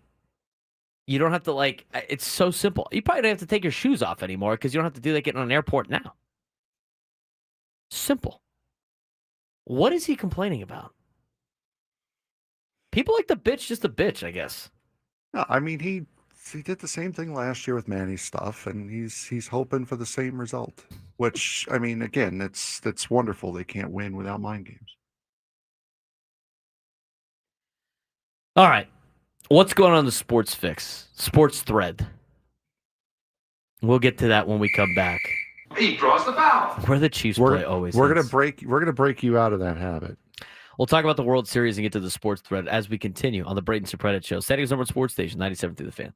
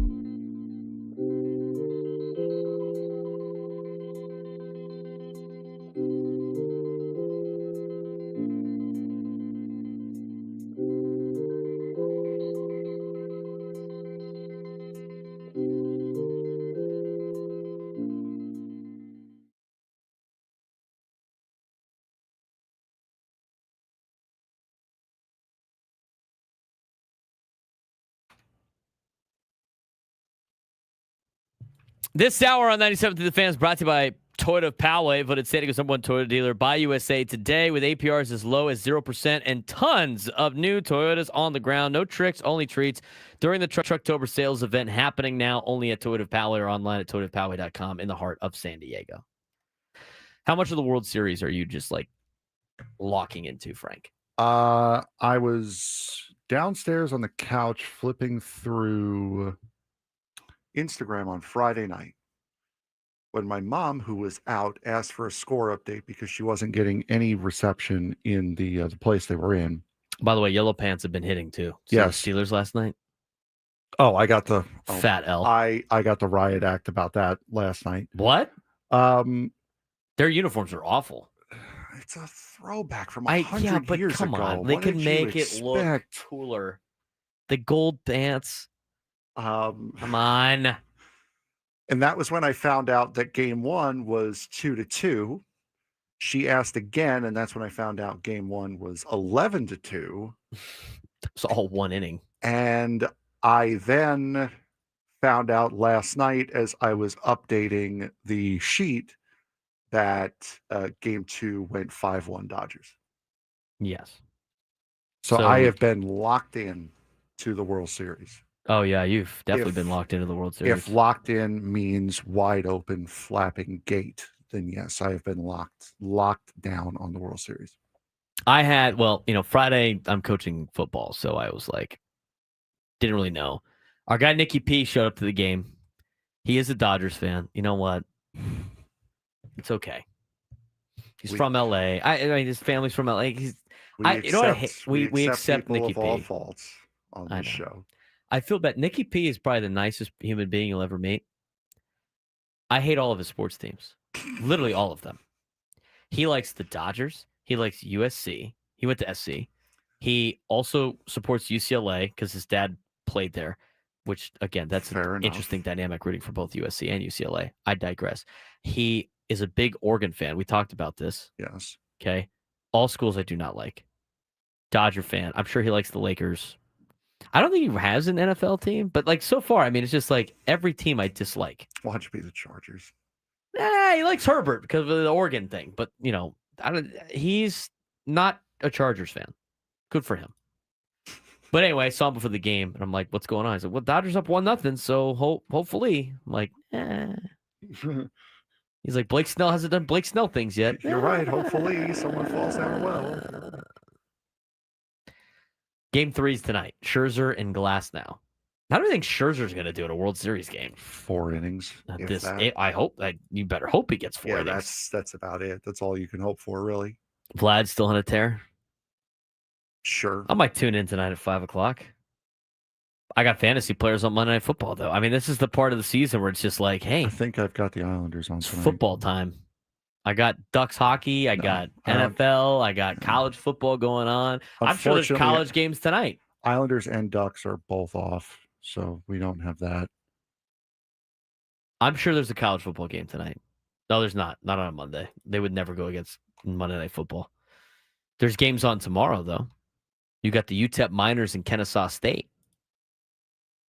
James Madison. And by the way, it was and Texas State. And by the way, it was UTEP. Remember how I said that there was a study done and I attributed it to Harvard about how the Chiefs get more calls? Yeah. That was actually a UTEP study. That was not a Harvard study. That seems more on par with what UTEP would do more than Harvard. That was a UTEP study. I was wrong. What's going on in the sports world, Frank? It's time for the sports thread. You know that group chat? The one that's always blowing up with the biggest sports takes, debates, and breaking news? You got barbecue back there, and you didn't invite me? Yeah, we've got that too. Welcome to the Sports Thread, where we break down the top 5 stories in sports, just like you would with your crew. Oh, no! Disaster! What a bad idea! No filters, no silence, just real talk. Brought to you by QC Kinetics. Stop sitting on the sidelines. QC Kinetics gets you back in the game without surgery. To learn how, visit QCkinetics.com. All right, Frank, what do we got today on the sports thread? Oh boy. We're going to start New York centric here first, and neither one of them are good stories. Number 1. New York Giants running back Cam Scadaboo remains hospitalized after undergoing surgery on Sunday night in Philadelphia to repair an open dislocation of his right ankle. Scadaboo was carted off the field midway through the second quarter of Sunday's 38-20 loss to the Eagles. Is doing well given the circumstances of what was described as an emergency situation. The rookie's ankle got caught underneath an Eagles player as he tried to catch a pass over the middle of the field. His right foot did things that right feet should not naturally do. Big loss for the Giants, obviously, but after that tush-push play that should have been a fumble, it was a play that never should have happened. Oh, his ankle Yes. deal. I mean, yeah. So, that happens, unfortunately. And unfortunately, I've already seen that happen this year in high school football, Yeah. which was awful, for a high school kid. But yeah, that's a tough blow for the Giants. A big blow for Cam Scadaboo, obviously, and hopefully he can recover and hopefully everything checked out and it was a clean break. I mean, based on my experience now of seeing it with our high school kids, the cleaner the break, the better it is. And so hopefully that is the case, and we'll get updates, obviously, on Cam Scadaboo as he works his way back on recovery. The tush-push thing was also a joke because that was despicable. You can't have it both ways. You can't just be like, you can't call the forward progress when things don't work. I mean, if they would have called forward progress on that and he didn't fumble, they'd be incensed about blowing the whistle. You can't let them just keep driving the pile and not but then blow the whistle when the ball comes out. That, they need to ban that play and stop telling me the Eagles are better than everybody else at doing it. It's an unsafe play, first of all. And second, if the officiating is not going to ever call the penalties on that play, they need to get rid of it. Yep. On to the next one. Absolutely. Number 2. Former New York Jets center. This one came out just before the game started yesterday. Former New York Jets center Nick Mangold, a franchise legend who endeared himself to fans and teammates with his blue-collar, everyman demeanor, passed away yesterday due to complications from kidney disease. He was 41 years old. Mangold's death came 12 days after he made a public appeal for a kidney transplant. Jets owner Woody Johnson said in a statement, Nick was more than a legendary center. He was the heartbeat of our offensive line for a decade and beloved teammates whose leadership and toughness defined an era of New York Jets football. Off the field, Nick's wit, warmth, and unwavering loyalty made him a cherished member of our extended New York Jets family. That is a big loss in the not just the Jets world, but in the football world as well for Nick Mangold. Yeah, that sucks. I mean, that whole story that came out yesterday was rough to hear. I mean, what a great man he was and a great football player. And, that 41 is so young, so young. In less than 2 weeks after saying he needed a kidney transplant. Yeah, that's rough. Unfortunate. It's Number terrible. 3. Arch Manning had to leave the game on Saturday after his helmet appeared to bounce off the ground at the end of a 13-yard run on the first play of overtime in the number 22 Longhorns 45-38 victory over Mississippi State on Saturday. Manning dropped back to throw on a play, but scrambled up the middle when he couldn't find an open receiver. As Manning dove while being tackled by safety Isaac Smith, he was hit from behind by a defensive lineman, Kadarick Bingley-Jones. Texas right tackle Brandon Baker tried to help Manning up, but the signal caller struggled to get to his feet and sat on the field, sending trainers out to get him. Manning was sent to the medical tent at the end of the game. Turns out Arch Manning has a concussion. How big of an issue is this for Texas moving forward? Well, losing your starting quarterback's never great. So, and I can't believe they came back to win that game, by the way, against Mississippi State. Ridiculous. So it's going to be a big loss for them and next man up mentality. And the concussion will probably be a week that he's out, and they'll have to try to find a way to win without him. But it's Texas. They got a lot of depth. They got a lot of good players. So I don't think it's going to be as big of a problem for them as a lot of people would think. It's still going to be an issue, but good luck to them on the way. Number 4. High school principals in Ohio will vote on an emergency bylaw referendum on NIL regulations next month. The Ohio High School Athletics Association Board of Directors announced Thursday that the vote will take place from November 17th through November 21st. OHSAA members decisively voted down an NIL proposal in 2022, 538 to 254. They have a lot of members on this thing. The board of directors last month approved language for another NIL proposal that they planned to vote on back in May. The timeline for the vote was accelerated after Franklin County Common Pleas Court Judge Jiza Page, sure, that's a title, issued a temporary restraining order on Monday, allowing all students who are a part of the 818 schools to enter into their own NIL deals. So now we have high schools getting NIL deals. I mean, California legalized that in 2020. So, I mean, what state was this? Ohio. Ohio's finally doing it. I mean, yeah. I kept telling people, kept saying it. Every level's getting bumped down another one. So, like, college is the new pro, high school's the new college, youth is the new high school. We've made it such a bit. Do kids even have fun playing sports anymore? Is there any fun being had? Like, it's supposed to be fun until you're like 18. Is it even fun anymore? Or is it all business? Do kids play sports because they have fun doing it? Or do kids play sports because they think they can make money for them and their family? The ones that do know they're not going anywhere. Yeah, that's true. The ones that do have fun doing it don't have opportunities to do so because everything's catered for the ones that think they're going to make money off of it, which is sad. We've made sports sad for kids. Yep. Us adults have made sports unenjoyable for children. That's a different topic for a different day. Noon lunchtime hour when we come back. So, Tony asked, like, let's talk about food on your show. Yeah, we do. We talk about food on the show. See you next hour.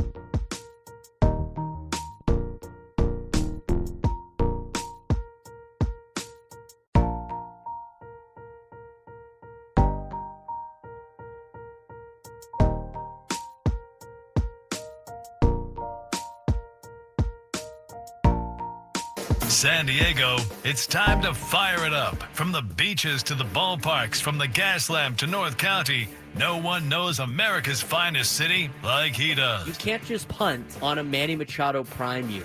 He's a fourth-generation San Diegan, born and raised in the heart of this community.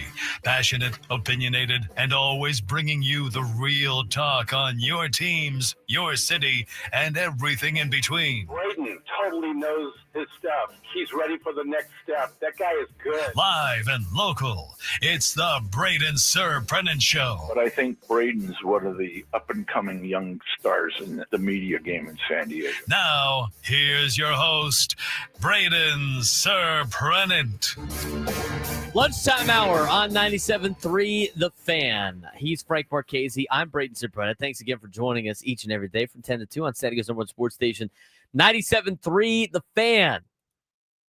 All right, we got some NFL that we want to get to. We want to mention that all guests on 97.3 The Fan join us via the David P. Shapiro Fan Hotline. David P. Shapiro, criminal defense attorneys, helping good people regain control of their future when charged with the crime since 2010. Visit davidpshapiro.com. All right, let's talk football. You want to talk football? Let's talk football. Let's talk football. Let's talk football. NFL whip around time on what was not a great Sunday for the NFL. Nah. All righty.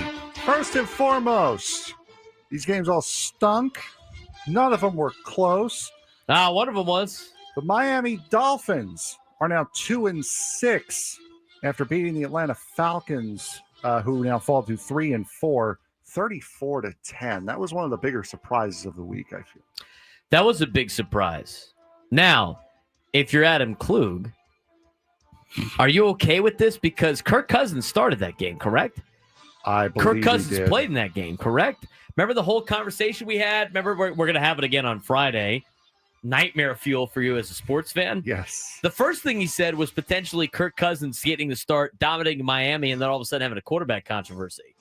And then he got on board with understanding what we were asking him in terms of the history of Georgia sports. So, you know what? I can see where he's coming from. But, I guess if you're the Falcons, this is not that bad of a scenario. I mean, you got your ass handed to you, but you know what? No quarterback controversy. Kirk Cousins sucked. Team was bad. Lost to a team in Miami that should have fired their coach and their general manager a long time ago already. That's a terrible loss for the Atlanta Falcons that now drop to 3-4. And what is a spot in the division, a division that's not very good, where they could have been hanging for a long period of time. So you know what?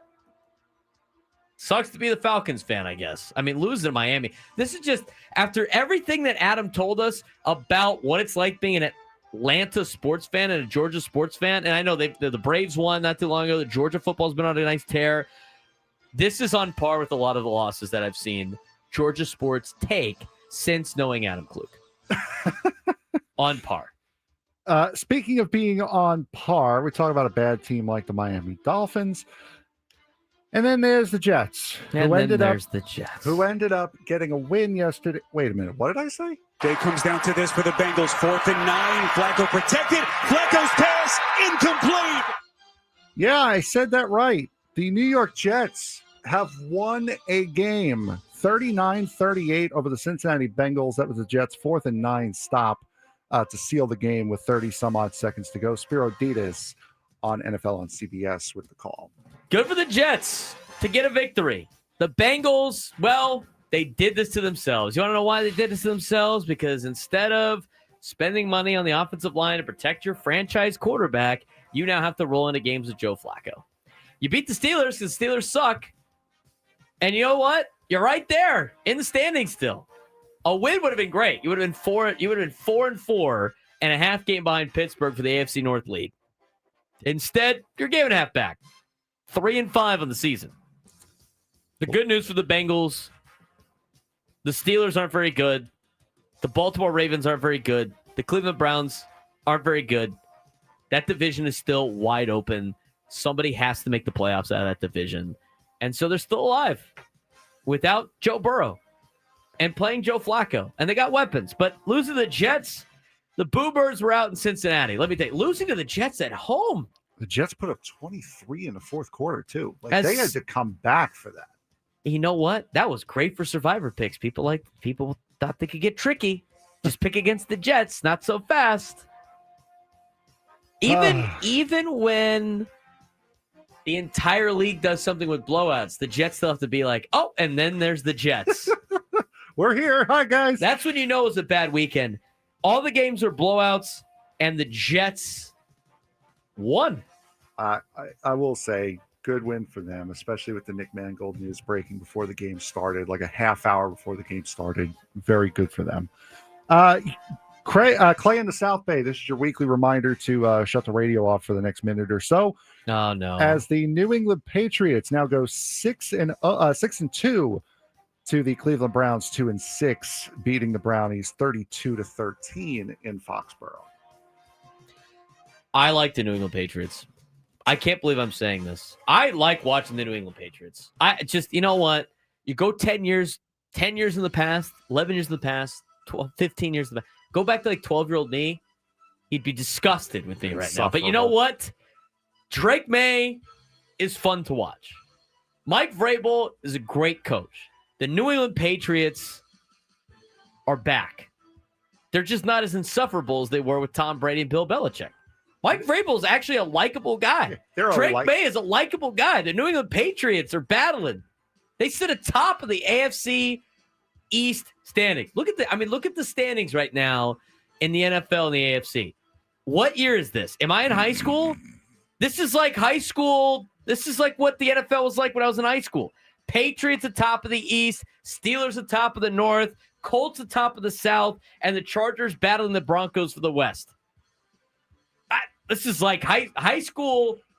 This is like 2010, 2009 to 2013. What a time warp. NFL standings. What a time warp we insist on living in. Am I wrong, Frank? No, you're not. That's exactly what it is. The only difference is the Titans suck. That's like the only slight difference. Well, the Giants continue to suck. Gone over this game several times already. The Philadelphia Eagles now up to 6-2, beating the 2-6 New York Giants 38-20 in their redemption game after the Giants beat them a couple weeks ago. This is gonna be a frustrating year for the Giants, but I like the future with the quarterback situation. Yes. Jackson Dart's gonna be good. Jackson Dart needs some protection. Jackson Dart needs some help with his offensive weapons and everything like that. I mean, plus they lost their best receiver. His mental faculties at the beginning of the season. So like, it's gonna be fine. Yeah, Jackson Dart looked more shaken up than Cam Scatterboot did over that injury, by the way. Like that. It's that not one fun to messed, see. And that I mean, messed him up. I told you, unfortunately having recent experience with this, the kid that got hurt, unfazed. Everybody else, oh my God. That's the odd part about it. I mean, you're going through it. Not only can you see it, but you can feel it. And you're not nearly as messed up as everybody else. Speaking of leading in the AFC East, the Buffalo Bills are half a game out after one of these nice little plays. Blitz coming, so Allen got rid of it to Shakir, and this is where Buffalo hurts you. In space, Shakir, cut back, touchdown, he's gone.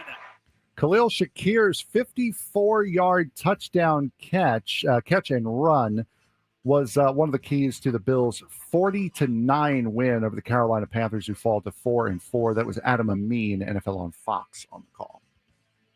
I can't believe the Panthers are 4-4. Yeah. I mean, like, I was about to say, like, what's their direction? What's their future? Like, what are they kind of doing? Young was hurt, so the Red Rifle was back. Andy Dalton, baby. They got smoked by Buffalo's way better than Carolina. Carolina's 2 games out of first place at 4-4 behind the Bucks. Another division that's okay. It's okay because Carolina's 4-4. But I'm surprised they're 4-4. You know, good turnaround for them. They've been like the laughing stock of the league for the last 2 to 3 years. 500 for them right now is pretty good. I mean, they're in conversation. 2 games out in the NFC South. Not even at the halfway point yet. Yep. Don't mind it. The Bills back on track. They're a half game behind the Patriots in the AFC East. Bears are going to hang an L, unfortunately. The Baltimore Ravens collect win number 2 on the year, giving the Bears their 3rd loss, 30-16, Baltimore at home. That was a game that the Bears needed to win for me to buy in that the Bears are going to be good. Yeah. And they have a future. I mean, that's a tough loss on the road to a Baltimore team that wants to fire everybody. A Baltimore team that's banged up and wants to fire everybody. And Baltimore handled the Bears. Bears were struggling in the red zone a lot. They get outscored, obviously, 30-16. And like we said about Baltimore, in that lousy division that the AFC North is, Baltimore's right there at 2-5, surprisingly. But the thing with Baltimore is, and we talked about this 2 weeks ago, Baltimore is expected to win every one of their games from here on out, at least according to Football Power Index or whatever the ESPN BS is, So, like, they have a chance to make a run at this thing. I think the AFC North race is going to be fun to watch because it's going to be catastrophically bad. They're bad. Everybody in that division's bad. I mean, Pittsburgh's the class of that division. Every time they play somebody good, they get their ass kicked, like last night. We'll get to them in a second. The San Francisco 49ers also took a loss. That was not something I was expecting. Houston Texans now go up to 3-4 on the year after beating the Niners 26-15 at home. That was a shocking win, I think. Houston's starting to get back on track a little bit. It'd be nice to get C.J. Stroud going a little bit more. I am surprised by the loss by San Francisco. At one point yesterday, I was doing errands. I ended up going to Sandwich Emporium, great place over in the Claremont area, the Bay Park area. And they had the game on. I walked in, I'm like, I'm sorry, the Niners are losing by how much to the Texans? Excuse me? Excuse me is right. It's a tough loss for the Niners, who are trying to keep pace in the NFC West. Now a half game behind Seattle and the Rams, who are both 5-2. NFC West playing some pretty good football. I think the Niners have done a good job without Brock Purdy. I honestly don't think Brock Purdy's a major upgrade to what they have with Mac Jones. One result that we were not shocked by, the now 6-2 Tampa Bay Buccaneers get the New Orleans Saints tied with the Jets for worst record in the league, 23-3, as the Bucs beat the Saints in New Orleans. Have the Saints played the Jets yet? I don't think so. The Saints are the worst team in the league. Well, they're tied. They're both tied. I know, but I'm saying, like, they're the worst. If I had to pick between the two, I think New Orleans is worse than the Jets. Fair enough. I really do. I think they're poorly coached. They really have nothing going on for them. Spencer Rattler is awful. I mean, he is beyond awful. Yeah, and the guy behind him is not good either. What's his name? Schoon? I don't even know what his name is. Sure. He's terrible. I mean, Chris Olave is trying the best he can. He got stripped yesterday. I mean, they are just bad across the board. It's amazing they won a game. They might be one of the worst teams I've ever seen. Well, they suck. The Dallas Cowboys. They also suck, by the way. They had a hard time up in Denver. It's going to Harvey. It's Harvey into the end zone for a touchdown. R.J. Harvey's third touchdown catch of the game. Denver winning 44-24. Broncos are 6-2 on the season. Dallas now 3-4-1. Jim Nantz, NFL on CBS on the call. Our boy Perez was at that game yesterday. He's flying back right now. He was listening to the show. I don't know if he's doing it right now. That's cool. Cowboys are bad, dude. I mean, their defense is bad. Dak Prescott's doing everything he can, but Dak Prescott threw a couple of picks yesterday, and they weren't even like traditional Dak Prescott picks. You know what a Dak Prescott pick is? I didn't understand what this was until I started watching it. Is it the same as an Eli Manning pick where you throw it into like quadruple coverage? No. His picks are BS. His picks are like off of a Dallas Cowboys receiver into another guy's arms. Like, if you go back and look at most of Dak Prescott's interceptions in his career, they're tip balls off of his receiver dropping a pass or the ball getting kicked around and intercepted that are not even his fault. He didn't have those. He made a couple of bad decisions, but you know what? You can't blame the guy. He has to be perfect every Sunday if the Cowboys want to win.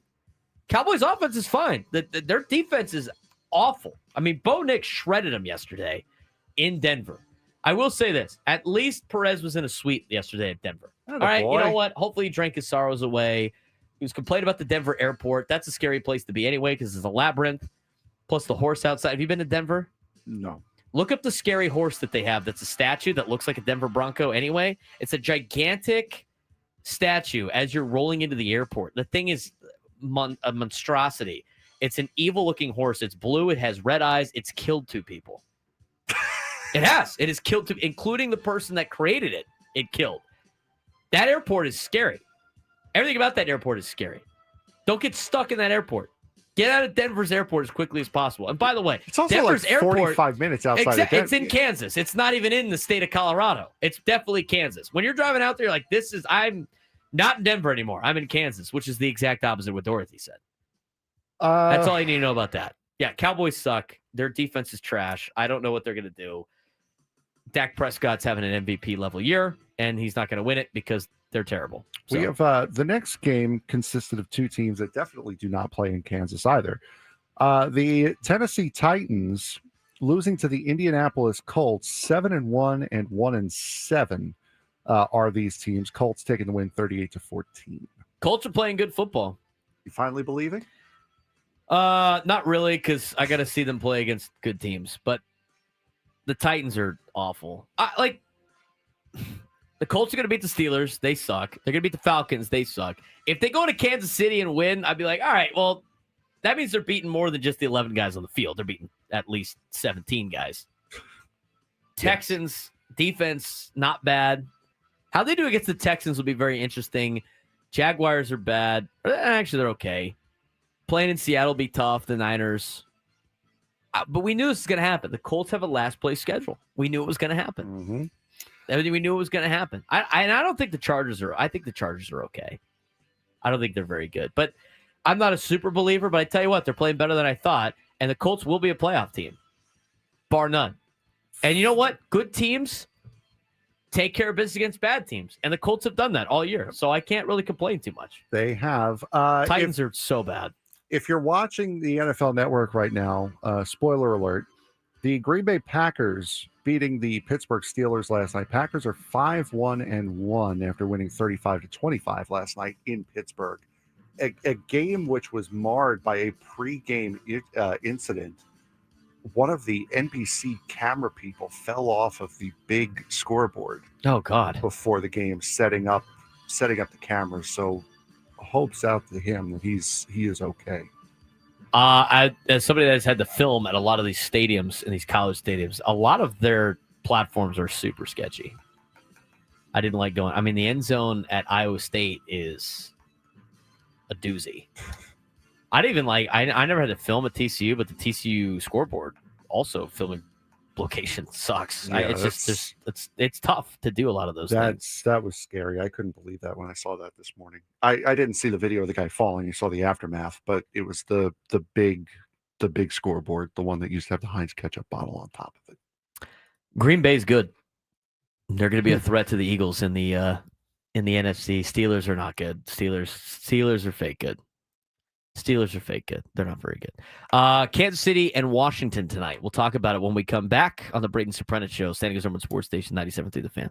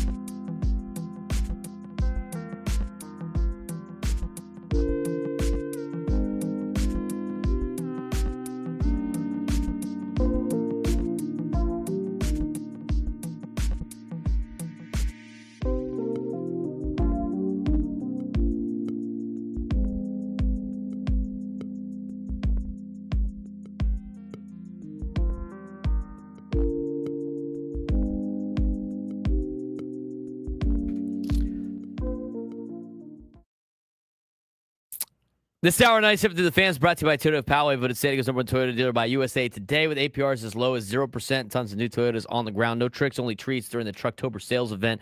Happening now only at Toyota of Poway, online at toyotapoway.com in the heart of San Diego.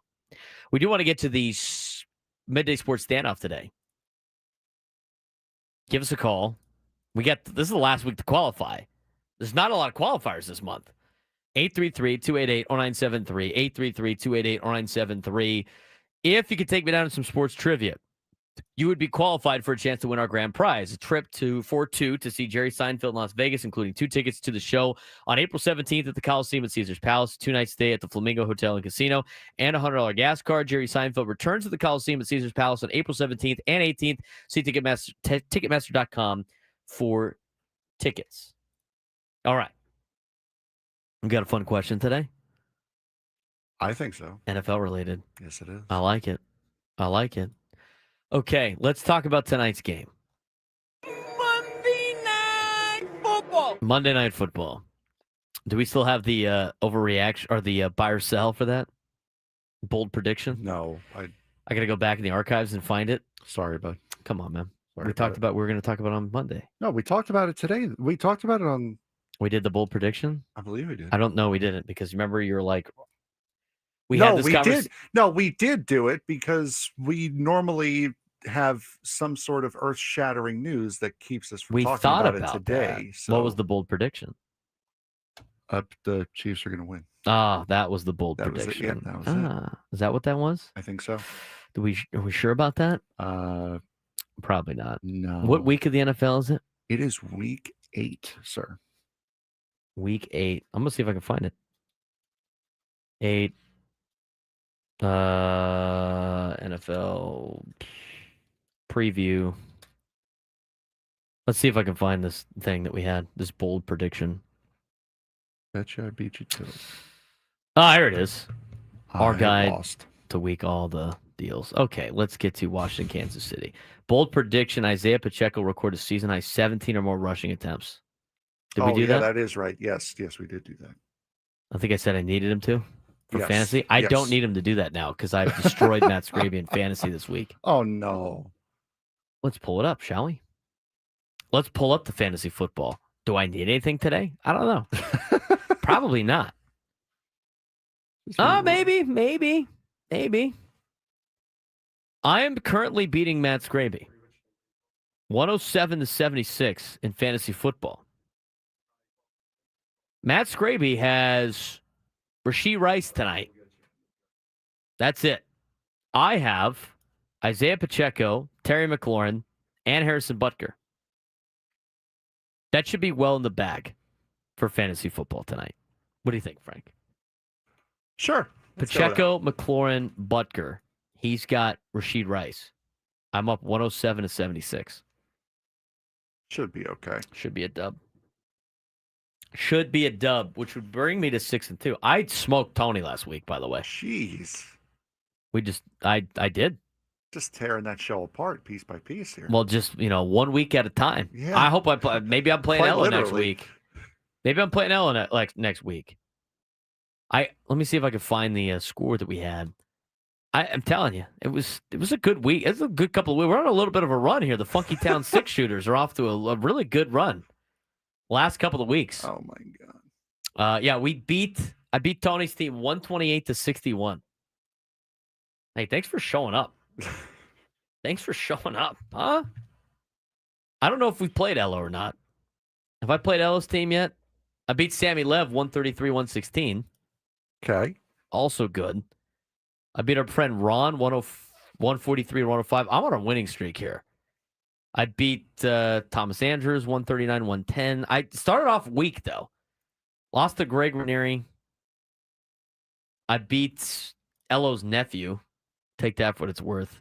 I did lose to Elo in week 1. Elo's team put up the most points he had scored all year. And then still, the show, you took off to a rough start. Took 2 out of 3. 2 out of 3 ain't bad, as the song goes. And then I got Elo's wife next week. Lori's got a team in this league. Right. We got her next week. She's 3-4 in fantasy, so hopefully we can get a good win there. And then we roll into playing Will, who we know. And then I got John Flint from Quezon. And then it's back to Sammy Lev, week 12. Week 13, I got Tony one more time. And then week 14, we finish up with the Scravenators. So you know what?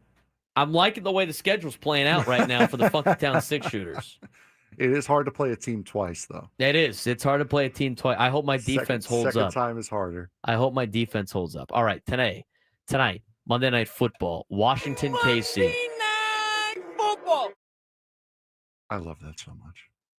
Are the Terry McLaurin's back? Well, that's good news for the Washington Commanders. But I don't know. Did they have? We got an update on who's playing quarterback tonight for Marcus Mariota. Marcus is going to tonight. play, and this game's in Kansas City. Yes. Oh boy, I'll take the Chiefs tonight for sure. I mean, Washington has been really disappointing. Yeah, and I mean, part of it's the quarterback injury, but still, I mean, they were expected to be a little bit better. They were expected to give Philadelphia a little bit more of a challenge than what they've done. Not having Jaden Daniels has been. I have ruined Jaden Daniels. It's my fault because I drafted him in fantasy.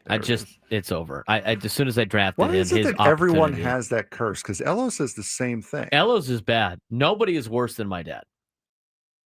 I'll put my mom up against that one. Nobody is worse than my dad. My dad will just end people's careers by drafting them in fantasy football. End their careers. Like, you know, the 2 years that Christian McCaffrey was not good? Yeah. The 2 years that he had him. Gotcha. I had him last year. It's great. Had him this year. It's good. I'm not the biggest curse on that, but you know what? The quarterback situation has been tough. And I keep starting the wrong guy at quarterback in my dad's league, which is touchdown only. It's Daniels and it's Herbert. Obviously, certain weeks I have to start Herbert. But in the other weeks where I can start Jaden Daniels, and who has done better most of the time, all of a sudden Herbert likes the ball out. But when he has to play, it's not very good.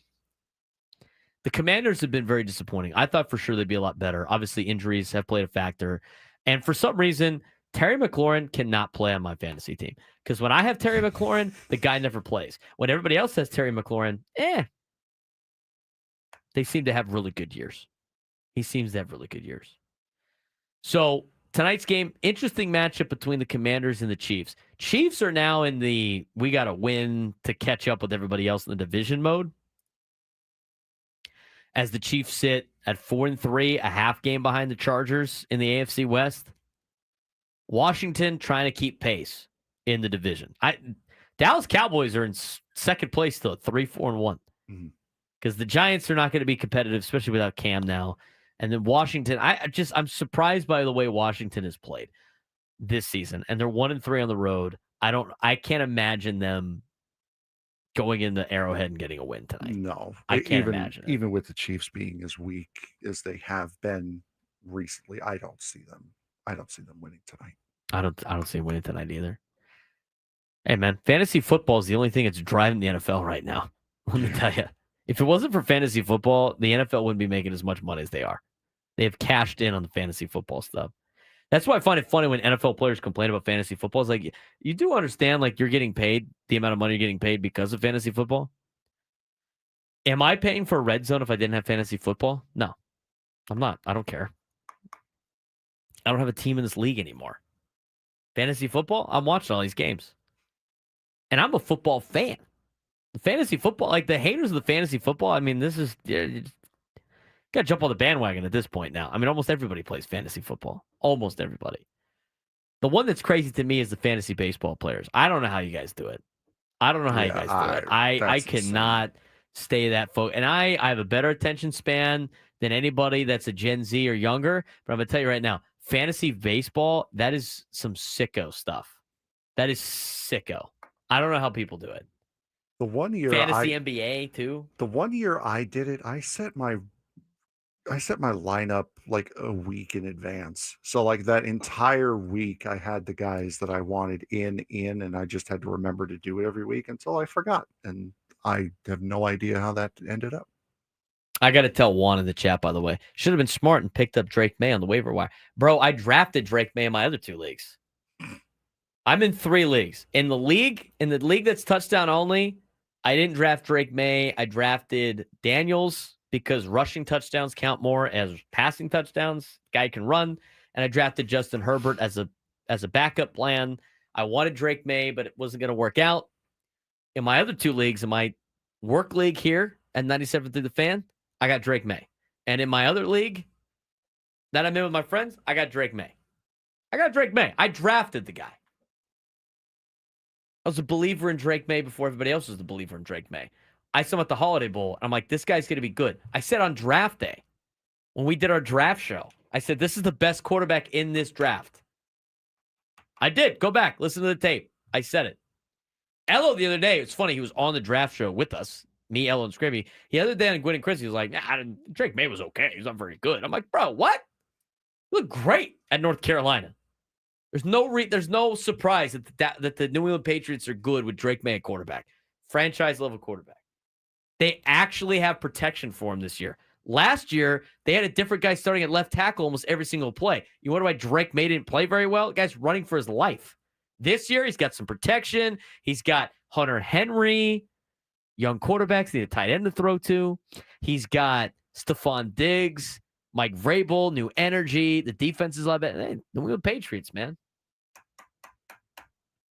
Telling you. I don't want to jump on the Patriots bandwagon and wear Patriots gear because that would still make me sick. It will make 12-year-old me super sick. But I will say, it's you know what? Most of my family, the Surprenants are all Patriot fans, except for my family, collectively. They're all from Massachusetts. They all like the Patriots. I'll stick with my lousy Cowboy fake fandom that I have. They suck though. They're terrible. I do like watching the Patriots play now without Tom Brady and without Bill Belichick. We got an interesting question for our midday sports standoff. We're going to get to that when we come back as we continue on the Braden Surprenant Show, San Diego's number 1 sports station, 97.3 The Fan.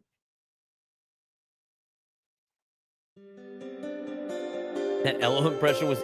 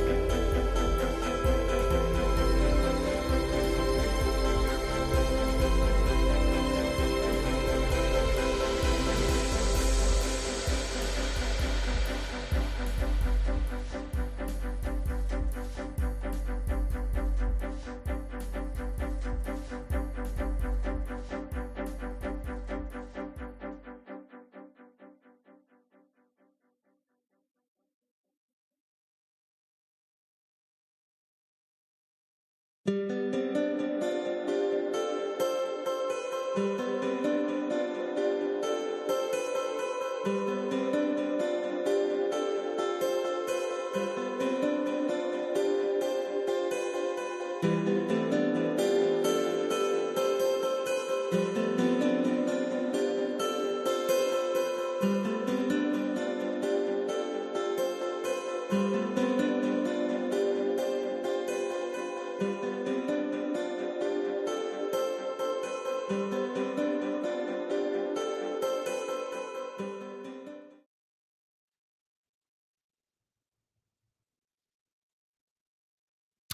right, we got to get to today's midday sports standoff. Teased it going to break. If we do have a contestant, right?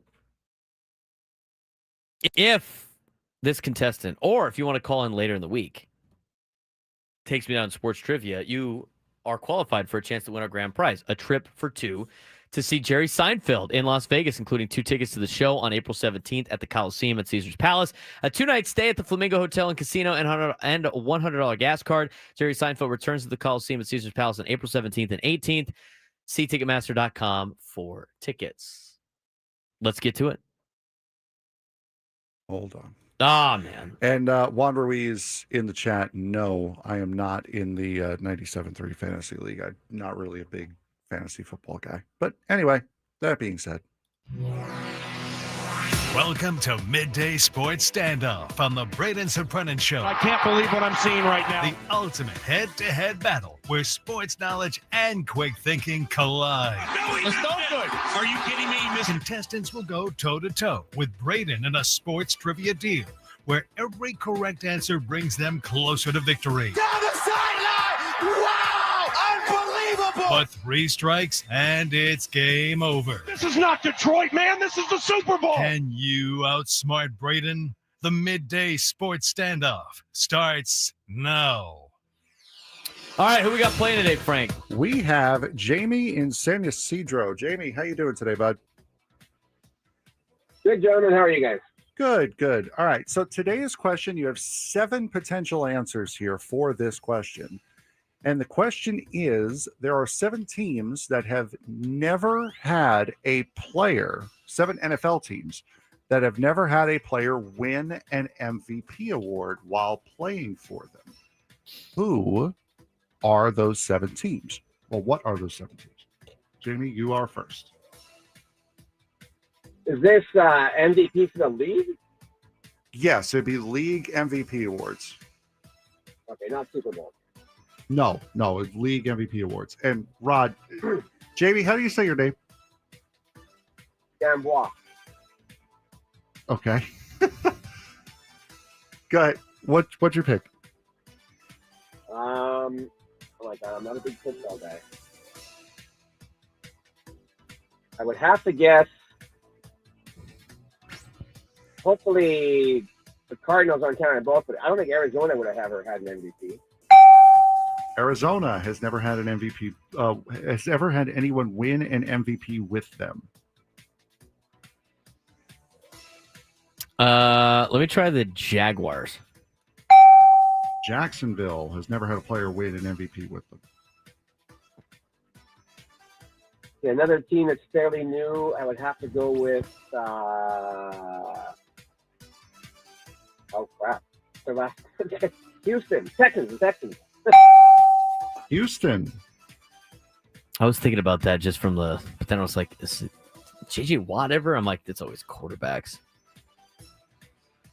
I want to say Carolina had an MVP, but I'm going to go with Carolina.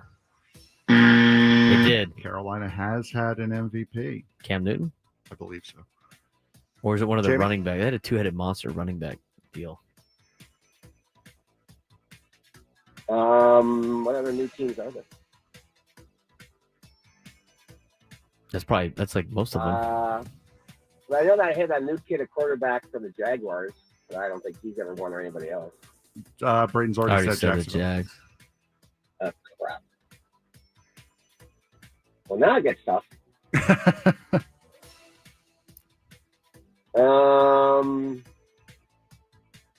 Joe Namath ever a MVP? Let's go with the Jets.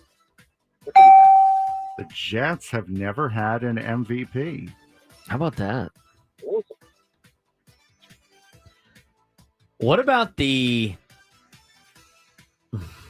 Aints? The New Orleans Saints. New Orleans has never had an MVP. You have 2 left. JB, if you get this one right, you win. Good gravy. Okay, so historically bad teams, except for a couple years.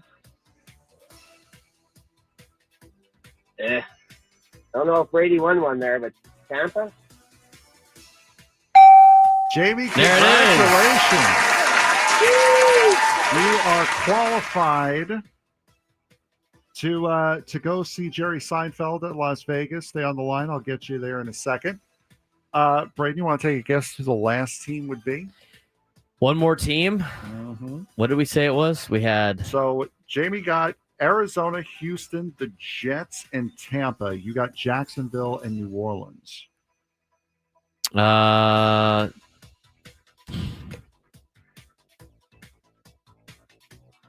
Who? What the? I don't know. There's too many good teams on there. Be the Eagles. The Eagles have never had an MVP. The Eagles have never had a player win an MVP for them. Interesting. The Eagles. Seahawks, yeah, did have one on there. Interesting question today. Chargers had Tomlinson, so back in the good old days. Back when we didn't hate them. Well, we just hate them for different reasons. So, there you go. We got a handful of minutes left. What do you want to get to on this? I mean, if you want to run through the high school stuff over the weekend, well, we could do that because we got college James football information. in the next hour and San Diego FC to finish up the show. Yes, sir. Yeah, high school football report. We got the new top 10 that came out. Made my votes for that. People still complaining that I vote on that poll. I mean, I've asked to be at a couple of times. My votes this week: Cathedral, Lincoln, Mission Hills, LCC, Granite, Carlsbad, San Marcos, Oceanside, Rancho Bernardo, and Point Loma. The top 10 that came out this week, according to our writers poll: Mission Hills, number 1 with 15 first place votes. Cathedral 2 with 10 first place votes. 5 first place votes went to La Costa Canyon. And then Lincoln, Carlsbad, Granite Hills, Point Loma, San Marcos, Mount Miguel, and Oceanside, the top 10. Others that received votes: Imperial, who's still 9-0, Santa Fe Christian, Rancho Bernardo, Mission Bay, and Holtville. That's all the teams that also received votes in the poll this previous week. But it should be fun. I mean, if you look at I started to get a little crazy there with the Max Preps rankings. So that's how they're going to determine the seeding for all of these playoffs, which start next week. But I'm trying to look at the rankings real quick. As of according to, and this updates all the time. As of right now, if the season ended today, which it did not, Cathedral gets the number 1. Cathedral get the number 1 seed. Lincoln would get the number 2 seed. Carlsbad the 3. Mission Hills the 4, and LCC would be bumped down to Division 1 as the 5 seed. Granite Hills the 6 total, which means they would get the 2 in D1. San Marcos would get the 3 in D1, and Mount Miguel would get the 4 seed in D1. How it plays out in high school football here in town, again, everything is based on a rating system. They rank teams 1 through, how many teams do we have here in San Diego? 87. So they're going to rank, the Max Preps ranks everybody 1 through 87. The top 4 go to the Open. The next 12 go to D1. The next 12 go to D2. The next 12 go to D3, and so on and so forth. I've always been an advocate. And again, the benefit of me coaching high school football, being a part of this thing, is we spend time to talk about some of this stuff. And right now, the playoff system for San Diego high school football has always, since they got rid of the 8 teams and making it 4 in the Open, which I think is catastrophically a bad idea. Frank, is 4 teams a tournament or is 8 teams a tournament? What's a playoff? I would say, 4 teams. It's not a playoff. You play one game and you're in the championship. Yeah, that's not a playoff. That's a joke. I was thinking more like how many teams are in it. If it's like 8 teams, then yeah, 4 teams would be a playoff. But if there's like 20 teams and 8 make it, then yeah, that would be more. There's 87 teams in San Diego. Yeah, 8 and they take 4 for the top bracket. That's That's stupid. Yeah. They should go 8. But the problem is not everybody wanted to be in the Open. There's just like this deal. It's like you'd rather play in D1 than play in the Open. I'm sorry. I will never get behind that. I would much rather be in the Open and lose than win a D1 championship. I would. People get upset about that when I say that.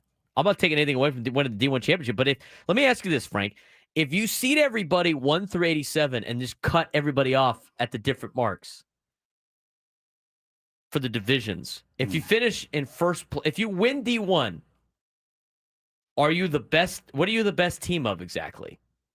The 12 teams that were after 4? Aren't you the 5th best team if you win D1?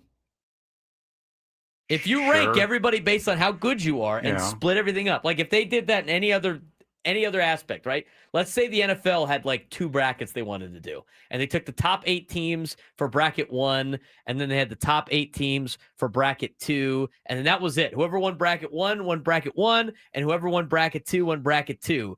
If you win bracket 2, are you the 2nd best team in the county? Or you the 2nd best team in the league, or are you the 9th best team in the league? If you just seeded it 1 through 16, you'd be the 9th best team in the league.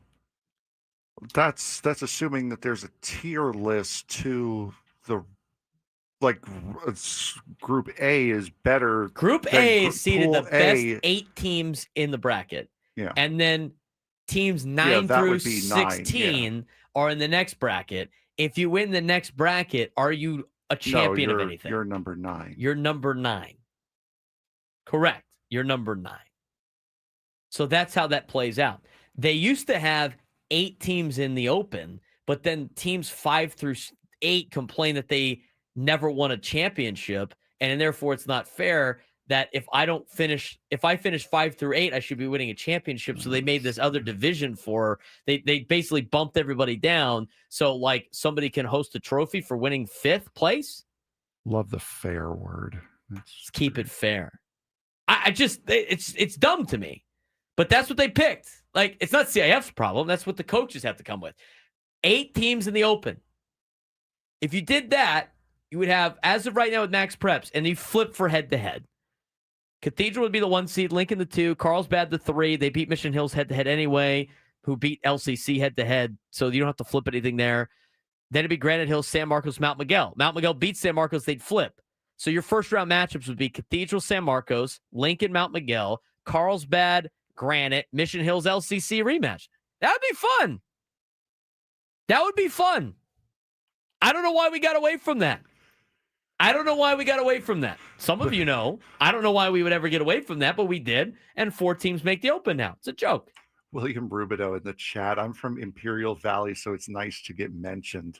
It's like that. Imperial's good. They're 9-0. They heard me.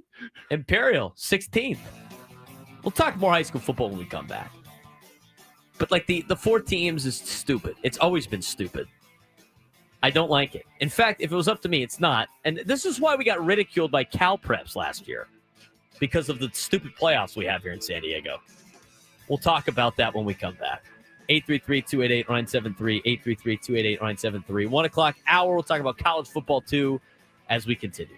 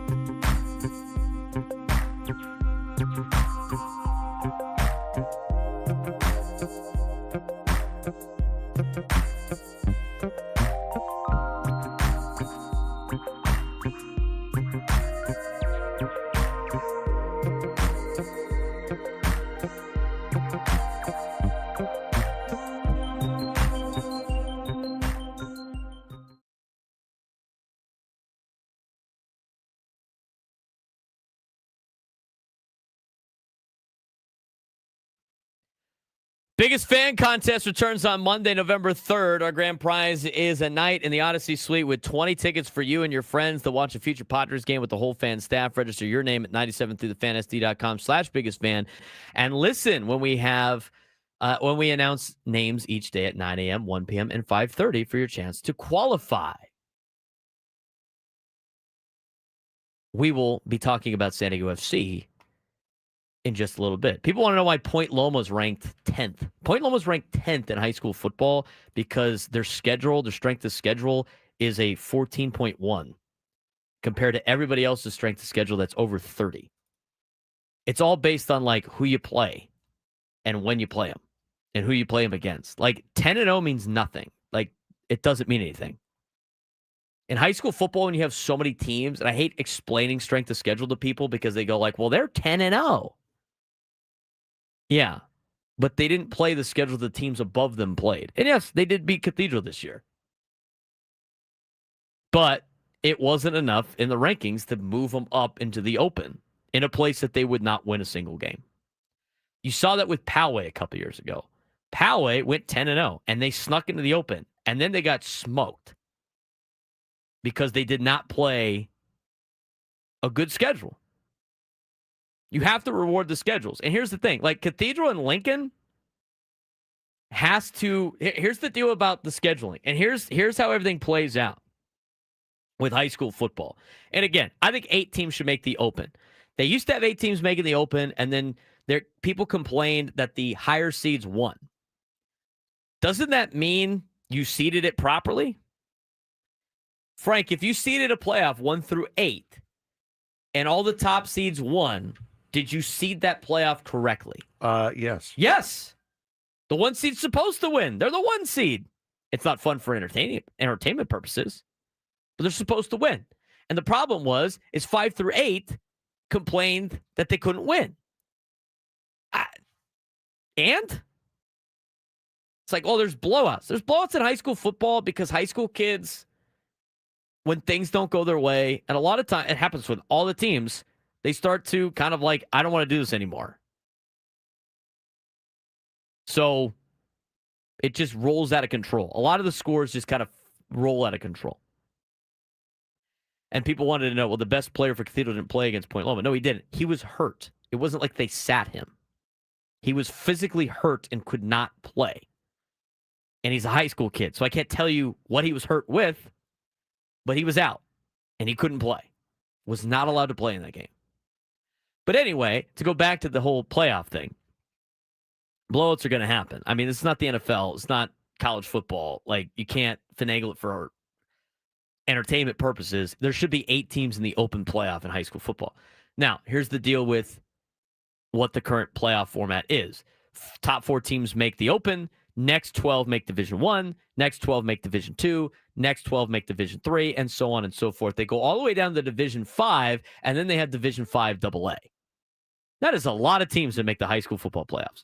There's 87 teams in high school football in San Diego. 90% of them, Frank, make the playoffs. What do you think about that? Not good. 90% of them make the playoffs. Most of the gate goes to CIF. Like, you don't even get to keep the money. Like, most of the money goes to CIF that helps run everything in Southern California, or at least here in the San Diego section. So they make all the money, and there's all these games being played. 90% of the teams in high school football in San Diego, out of the 87 teams, make the playoffs. Most of those kids don't even want to play anymore. The ones that are like the 2 and whatever teams. But again, like, since they seed it 1 through 87 and then break it up into tiers, if you win the Open, you're the best team in the county. If you win Division 1, you're the 5th best team in the county. If you win Division 2, whatever that is, 17th best in the county. Win Division 3, all of a sudden, that's where everything lands. But the best part about this, to me, that I like, is it gives schools opportunities to win championships that would never win a championship when you do it based on enrollment.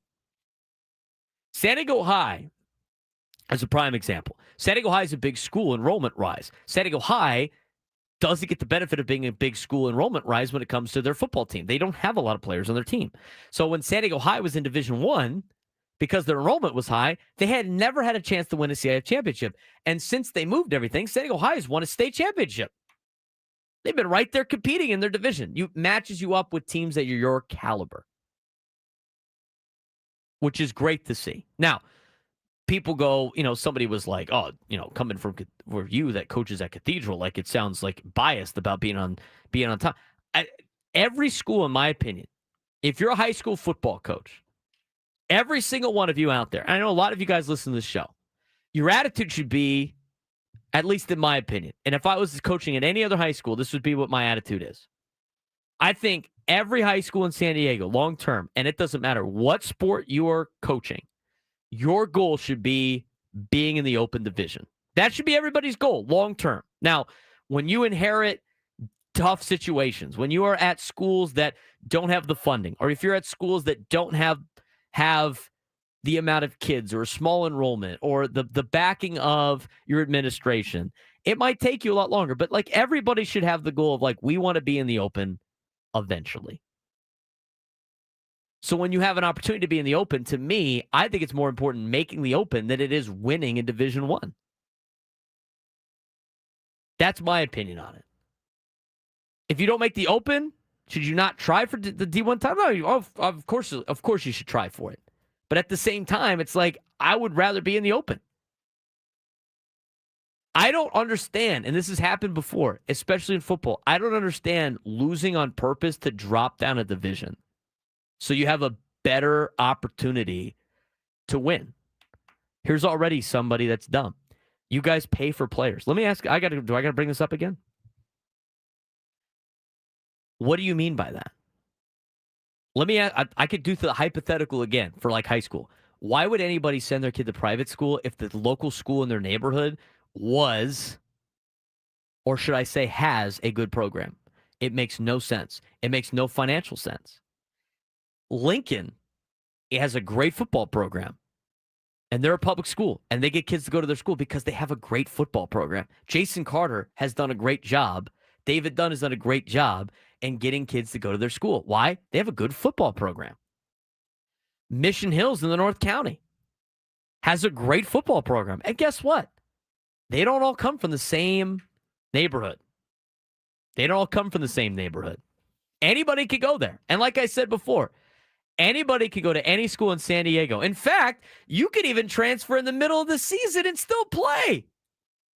There's one of those this year. You could even transfer in the middle of the season and still play. After you played 3 games for one school, you can transfer in the middle of the season and play the rest of the season for another school now. You could do it. It's happening right now. I love the stories I hear. They're so asinine. Do you honestly think a high school is writing a check for somebody to make money to play high school football at a certain school? That is the funniest thing I've ever heard in my life. The funniest thing I've ever heard in my life. But like I said before, if you're a parent in San Diego and you want to send your kid to a school that has a good anything program, you can do that. It's a simple transfer paperwork.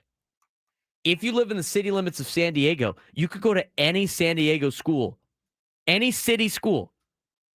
If you live in Scripps Ranch, okay, that's where I live, you can send your child to any high school in the city limits of San Diego. Anybody in the city section, you can go to any one of them. And guess what? Frank, how much does it cost to send your kid to high school? Nothing. Nothing. It's free. It's free. Yes. It's free. Got it right. High school's free. It comes out of your taxes, but you're getting a scholarship. It's a scholarship. You can go to any school you want for free. For free. Dude, are you out of your mind? Do you want to listen to this? Listen to this. This guy in the chat goes, heard coaches buying family cars offering 10 racks to one family. Bro, what? Do you honestly think people have the money to buy a family a vehicle for their kid to play high school football at a school? Do you understand how stupid that sounds? Do you understand how asinine that sounds? But we're like, oh, I heard the story that, like, this school decided to pay that. Are you out of your mind? Are you out of your mind? Bro, like, that is the dumbest thing that you could possibly ever say. That is so dumb. People just believe what they want to believe. It's crazy to me. It's crazy to me. And you know what I ask every time? Because I've coached at this school. I've coached at Cathedral for so long now. 8 years. I went there. I've heard this so much. Every time I go, like, what did this person look like? What is their name? And you know what, Frank? Do I ever get a description of what this person is or what they look like or who these people are? No. Not one time. Not one time. It's just like, oh, I can't believe. Oh, but my buddy told me, his kid's getting recruited to play at Cathedral and they're offering him this. And every time I go, like, who is it? Who's the kid? Who's the player? And you know what? Most of the time, it's a kid that's not even very good. The parents make up the story to make it sound like their kid's good. It's funny to me. But I find out, and this is what I get for this is my clap back at all public schools. You could get any kid you want in San Diego County. Any kid. Anybody can go to your school. The whole neighborhood thing, whatever that is. Anybody can go to your school. Every school's doing it. Every school's got a special rule. This is why I said you don't want me hosting a high school football podcast because I'd expose everybody's little secret they have. Mission Viejo is one of the best public schools in Southern California, has an agricultural program that nobody else has, and guess how many football players are in that program? Oh, a lot. There's a lot of them. But it's a public school. I mean, we can talk about this as much as you want. I'll argue with anybody. I just know that everybody's playing by the same rules. And if you don't like it, you're not doing it right.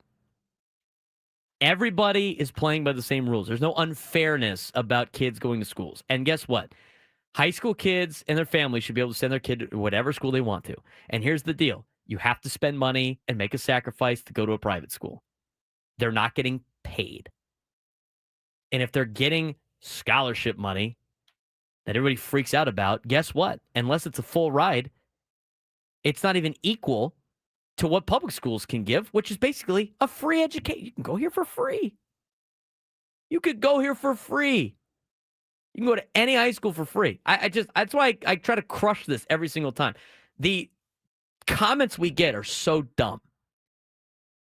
I can't believe somebody in the YouTube chat, Frank, said A coach bought a.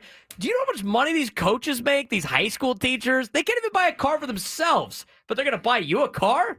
And a lot of them are teachers at the school on a teacher's salary. Yes. And everyone complains that teachers don't make enough. How are you buying a car for a kid that's not yours? Yeah, how are you buying a car for a kid that is yours? If you have a good program, kids are going to go there. It's that simple. And if you're not getting the players you think you can get, you're not running a program. Juan Ruiz in the chat, Cathedral paid me to not transfer there. Pretty naive. Bro, there's nobody that knows more about that school than me. Padres over everyone.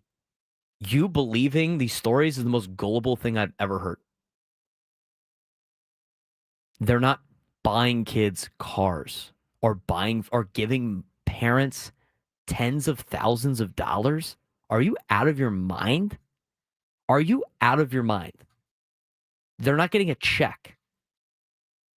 If you want to talk about the southern section, go ahead. I'm talking about San Diego. The southern section is a different animal. Southern section's crazy. But I'm talking about San Diego here. You're out of your mind. That stuff's not happening in San Diego yet. But again, to go back to the playoffs here, and I'll debate anybody on that. But right now, again, it should be an 18 playoff. And what's crazy right now, here's the games that are going to be the most important. Cathedral's rankings of 59.6, Lincoln's is a 56.3, and they both have enough rating points where they're over Carlsbad, Mission Hills, and La Costa Canyon. So Lincoln and Cathedral are going to be in the Open Division playoffs. Carlsbad, Mission Hills, and LCC is going to be crazy how this gets figured out because they all beat each other one time. Carlsbad's got a 50.9 rating, Mission Hills has a 49.4, and La Costa Canyon has a 49. They're all within decimal points of each other, and they all beat each other once. Mission Hills has San Marcos this week in the Discovery Bowl. San Marcos could knock out Mission Hills out of the Open with a win in a rivalry game. LCC has Torrey Pines. Torrey Pines can do the exact same thing. Carlsbad finishes the season with Del Norte. That is going to be interesting. Now, head-to-head counts, but you can't double jump the head-to-head. So Carlsbad, if LCC passes Mission Hills in the ratings, all of a sudden your head-to-head matchup is a nightmare for CIF to deal with. But I think it goes in order. So let's say LCC passes Mission Hills. Since they beat Carlsbad, they would flip up to 3, and then Carlsbad would drop to 4, and then Carlsbad beat Mission Hills, so they would stay. I mean, there's so many different things that are going on with that. It's crazy. We'll talk more about that as the week goes on. We got a lot of games on Thursday because of Halloween on Friday, but the high school football playoffs is going to be fun for Division I, for the Open, Division II, and we'll have your coverage of it. Fred Warner cashing checks for Mission Hills. Come on. That is the new deal, though, Frank. The new workaround for a lot of this is checking the homeless box on the transfer thing, which is crazy. But when you mark homeless, all of a sudden it makes you eligible for stuff. There's a lot of stuff going on in high school football. We're just scratching the surface here. Just scratching the surface. Has your mind been blown yet, Frank? I've gotten you into high school football, and you're learning the tea leaves behind the scenes and everything like that. My mind probably would have been blown if I had one left. That's true. Olympian Eagles, baby. I do want to shout out Castle Park finally getting new facilities. About freaking time that the South Bay is finally investing. The kids finally, I'm pretty sure the kids at Castle Park kept asking for this. We had that plan to discuss a couple of weeks ago. There were 5 South Bay schools. Castle Park is one of them. I think Montgomery was one of them that are getting a grand total, I think, of $40 million upgrades to their football and athletic programs. Yeah, it's great, as it should be. Fantastic. South Bay has taken way too long to upgrade all of their schools' facilities. It's been a long time coming. I can't wait to see the new digs down at Castle Park and the other schools that are getting a major upgrade. 833-288-0973, 833-288-0973. When we come back, we will talk a little college football, but also San Diego FC, Frank. got game number 1 in the books. They got to be able to beat Portland one more time out of the next 2, and they will advance in the MLS Cup playoffs. We will talk about that as well and let you know what's going on in the MLS Cup playoffs. This is the Braden Surprenant Show, San Diego State Sports Station 97.3 The Fan.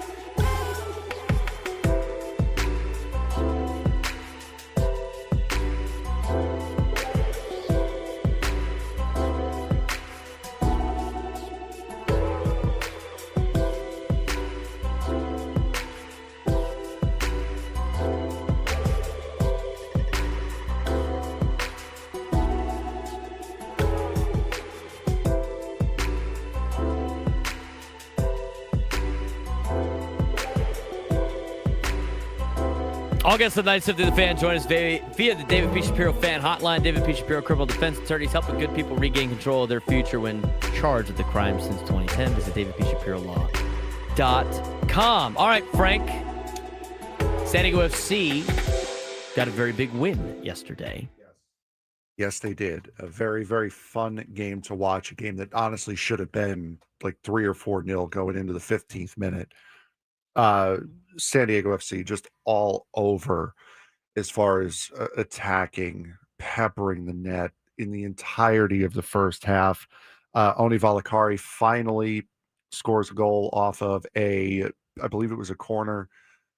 After they should have scored one a couple minutes prior, but the keeper made an unbelievable save. I believe that was in like the goal was in the 23rd minute. That save might have been in like the 15th or 16th minute. Anders Dreyer then coming in off a ball, I believe Pellegrino hit off the post.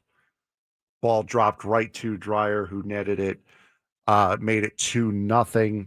Came back down to earth fairly quickly. 6 minutes later, Portland made it 2-1, and it pretty much stayed that way from there. Portland was on a really big run in the second half of the game.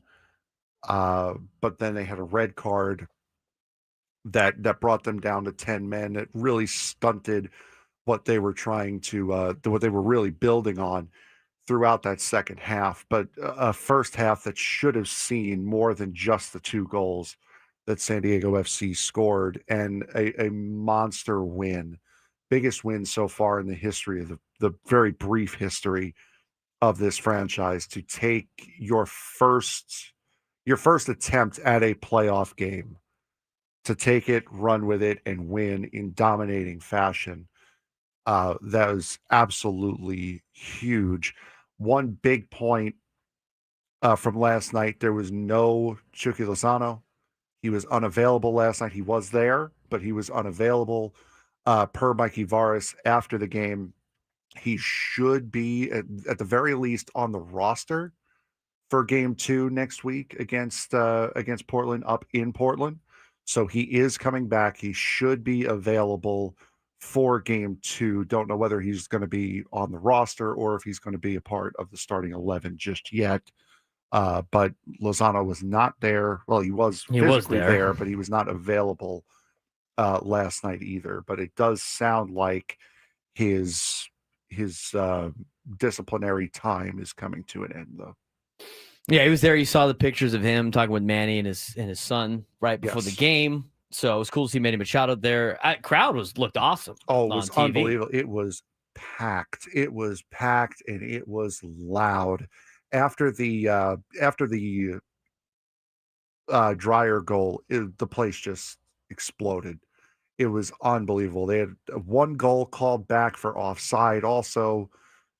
So it very easily could have been 4-5-0 or 4-5-1 at the game, at the final. But once Portland scored their goal in the 36th minute, everything kind of got a little bit more tense. It got a little bit more quiet. The field, the stadium atmosphere was more tense than it was a party.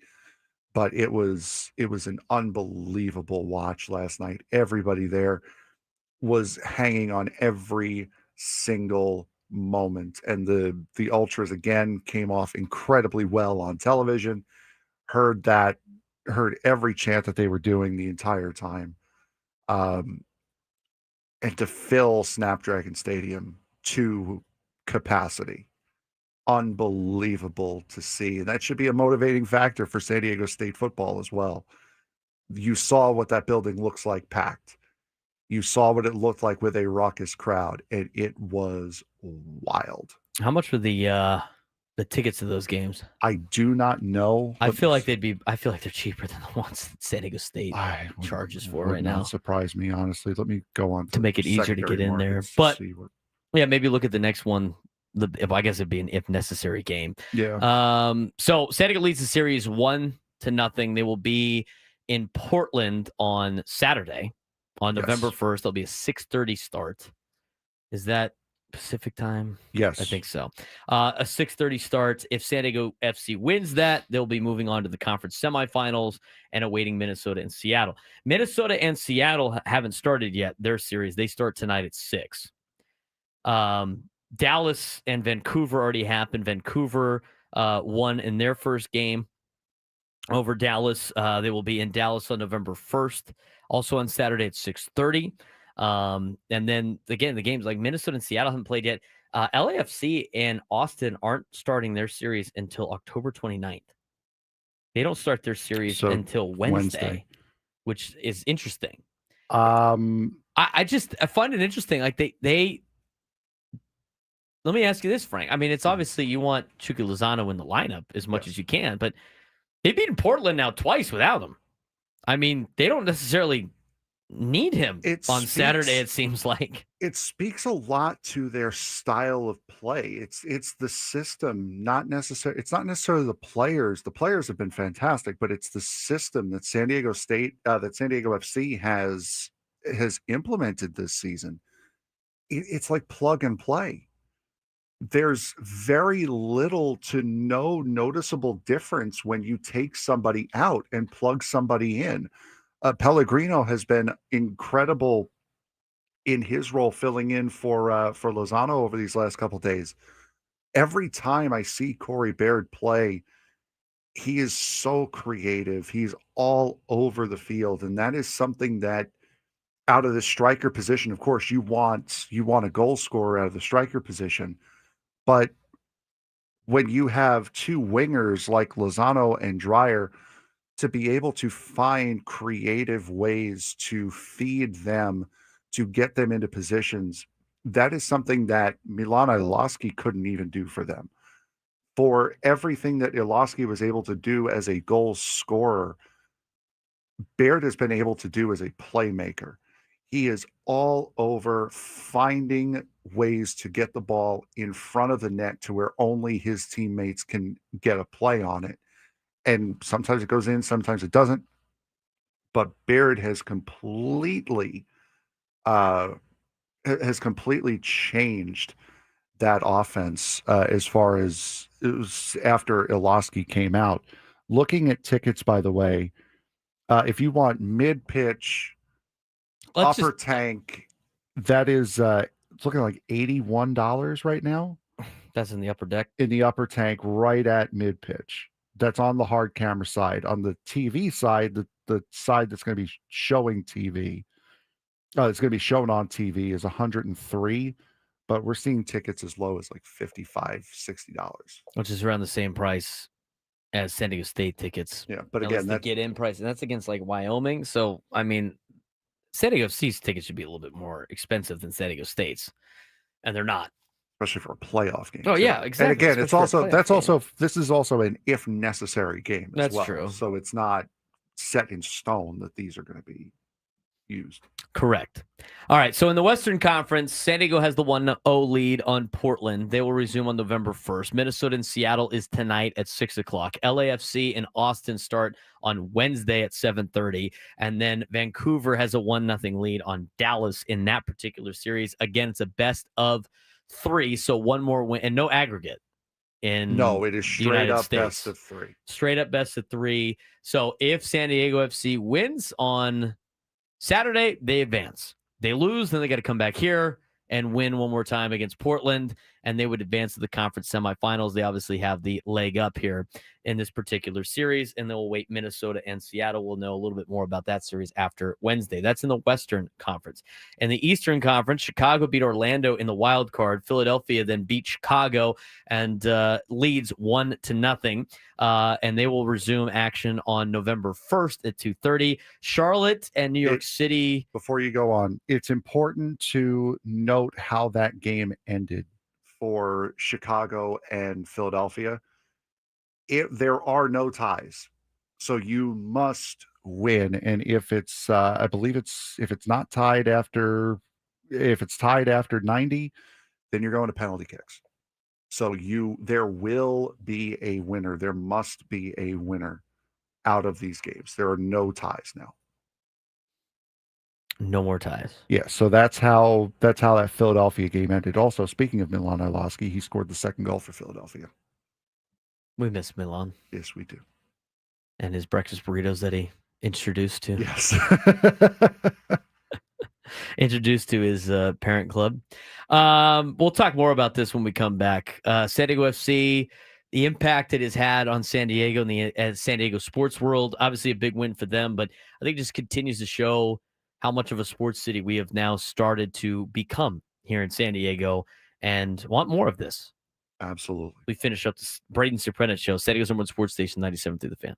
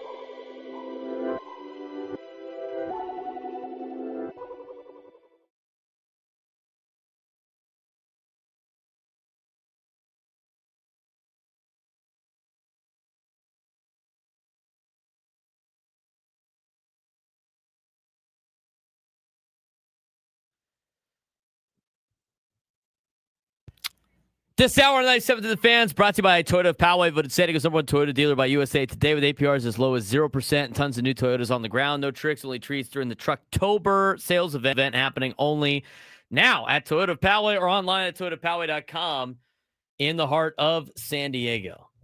Trucktober, Frank. How about that? Vroom. Vroom, he says. All right. What do we have on? Let's talk about San Diego FC at Portland. Like, we're going to talk about it again with Drake on Friday. Yes.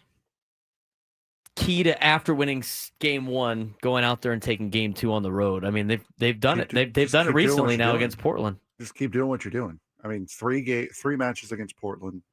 You're 6-1 up on aggregate. First one was a home draw. Then you've just beaten them. You've beaten them twice now. It does get harder and harder to play them. The more and more familiar you become with each other. But you just have to keep doing what you're doing. You've clearly shown that you are the better team. And with Lozano coming back for game 2, again, don't know if he's going to start or if he's going to be available off the bench. You just have to keep up the pressure. Keep doing what you're doing. Don't change anything you've done. They have to be, yeah, exactly. I mean, as much as it says, like, it's hard to beat a team twice, they're going to do it third time. If you did it right the first couple times, you should be able to do it another time. So we'll see what happens with San Diego FC. I think it's great for San Diego, though, to see this kind of level of success with a new sports team and the support that San Diego has given this particular team. It's happened a couple of times now. I mean, it's been a good showing for San Diego FC in getting people to go to their games with the crowds and then seeing the full support. I mean, if this team would have come out to a rough start to their first year and not made the playoffs, it would have been tough to try to win in the city. They would have been dead before dead on arrival. Correct. If they would not have, they wouldn't have had to have come out and did what they did. They've superseded anyone's expectations of what they could have done. But to not only get a home playoff game, to have home field advantage all throughout the playoffs, they set themselves up so good for the future. Whether they win or lose, your thought is, this is the stepping stone that we needed. This is the foot that we had to get off on. We've done everything right so far. Now we just have to fill out a couple different little things to make sure we get over the hump. And this team has a lot better chance of doing it, I think, than the other team that plays during the summer in town. This is a good thing for the city of San Diego and being a sports town and getting more events here and getting more teams here. And the San Diego this year has been, a lot of success for San Diego. The last couple of years have been a lot of success for sports teams in San Diego. Talk about Aztec basketball making the Final Four and the national championship. Talk about the Padres making the playoffs for the last 6 years. Talk about San Diego FC now in their opening year, qualifying for a Champions League. A Champions. What is it? It's the Champions. CONCACAF. Yeah, the Champions Cup. Yeah, Champions Cup by winning the Western Conference. I mean, there's a lot. You talk about Aztec football right now being successful. And every single one of these teams are proudly supported by the people of San Diego. We've got to get more people at Aztec football games. Sean Lewis called everybody out. Yes, he did. Love to see a full packed Snapdragon Stadium. Absolutely. So hopefully we can make it through. I just one San Diego team winning a championship probably breaks the curse. To a lot of people, probably. It will cure a lot of ills. A lot of ills. Like Blue Meanie in the chat's like, remember, guys, don't get ahead of ourselves. We are San Diego. And just to really emphasize how much this city has gotten behind this team, San Diego FC, that being, the Dodgers were here. 45,000 people at Petco Park. Same night, same city. There were 30,000 people at Snapdragon Stadium to watch San Diego FC. It is a destination. It is a sports destination. When you come here to San Diego, they have put themselves on the map. And I'm sure they would have a bigger following if they played during the winter, where they're the only other sport in town, but God forbid anyone goes up against the NFL. San Diego FC has done a phenomenal job this year. You guys have been screaming in the chat for us to talk about this all day long. Told you we'd get to it. We have gotten to it. We finally gotten to it. And there's going to be a lot more that we are going to get to over the course of these next couple of weeks during this playoff run for San Diego FC. Yeah, it's going to be fun to cover for the next handful of weeks, and we'll see how far San Diego FC can go. Let's talk about the college football weekend and how our picks went. Speaking of winning, Frank. I have actually won a thing. And what a week. I have won a thing on this show. I have won the picks this week. I'm thrilled to death. I'm looking through these. I'm like, oh my God, I may have actually done good this week. Oh my God, I really did good this week. All right, let's get to it. College football, always fun. Over the weekends, you're seeing a lot of parity in college football. I mean, the way everything plays out right now in the college football world, this is going to be a year, I think, a three-loss team makes the college football playoff. Very well. I really do. I mean, because for a fact, you look at the SEC and all the BS of them being ranked and stuff. I mean, they got 10 of their 16 teams ranked right now. 10. 10 of their 16 teams are ranked right now, at least going into last week. I didn't get to see the rankings yesterday. They came out. I mean, I'll go through it. 1, 2, 3, 4, 5, 6, 7, 8, 9 now because LSU dropped out of the rankings. 9 of the 16 teams the SEC are ranked. A lot of 6 and 2s in there. Yep. Texas, Tennessee, Missouri, Oklahoma, they all have 2 losses. A lot of those schools still got to play each other. I'm telling you, the SEC is going to they're going to get teams in with 3 losses, and everybody's going to buy into the SEC bias with some of these things. Absolutely. All right, let's go with the first game here. The now 7-1, number 8 Ole Miss Rebels beating the Oklahoma Sooners in Norman 34-26. We all picked Ole Miss. We all come out with a W. Yeah, I thought Ole Miss was going to go in there and win. Oklahoma's okay. I think they have played better than expected this season, but we talked about what Oklahoma is facing in their final games of the year. They got through South Carolina, the other unranked team, who, by the way, should have probably beat Alabama. They choked that one away. But this is the first loss of what could be many for the Oklahoma Sooners. They got Tennessee this Saturday. Then they got to go down in Knoxville. Then they got to go down to Tuscaloosa, where they're not going to beat Alabama. And then they got Missouri at home. And then they finish up the season with LSU, who now becomes a team that is an easier team to play, I guess, at the end of the season. It would not surprise me if Oklahoma finishes with 4 losses. One thing that did surprise us was the battle for Kansas. Both teams now 4-4. We all picked Kansas. We all picked the Jayhawks. We all come out unhappy with that. K-State dominating 42-17. Yeah, and Kansas State's not very good. I mean, they've been lousy kind of all year. They had the big win. I mean, they looked good at home against TCU with the 1,400 turnovers the Frogs had, but they haven't been very good all season. Again, they sit at 4-4 now in the year. Kansas is the team every year that is expected to make that next step, and they never do. Kansas 2-3 in conference, 4-4 on the season.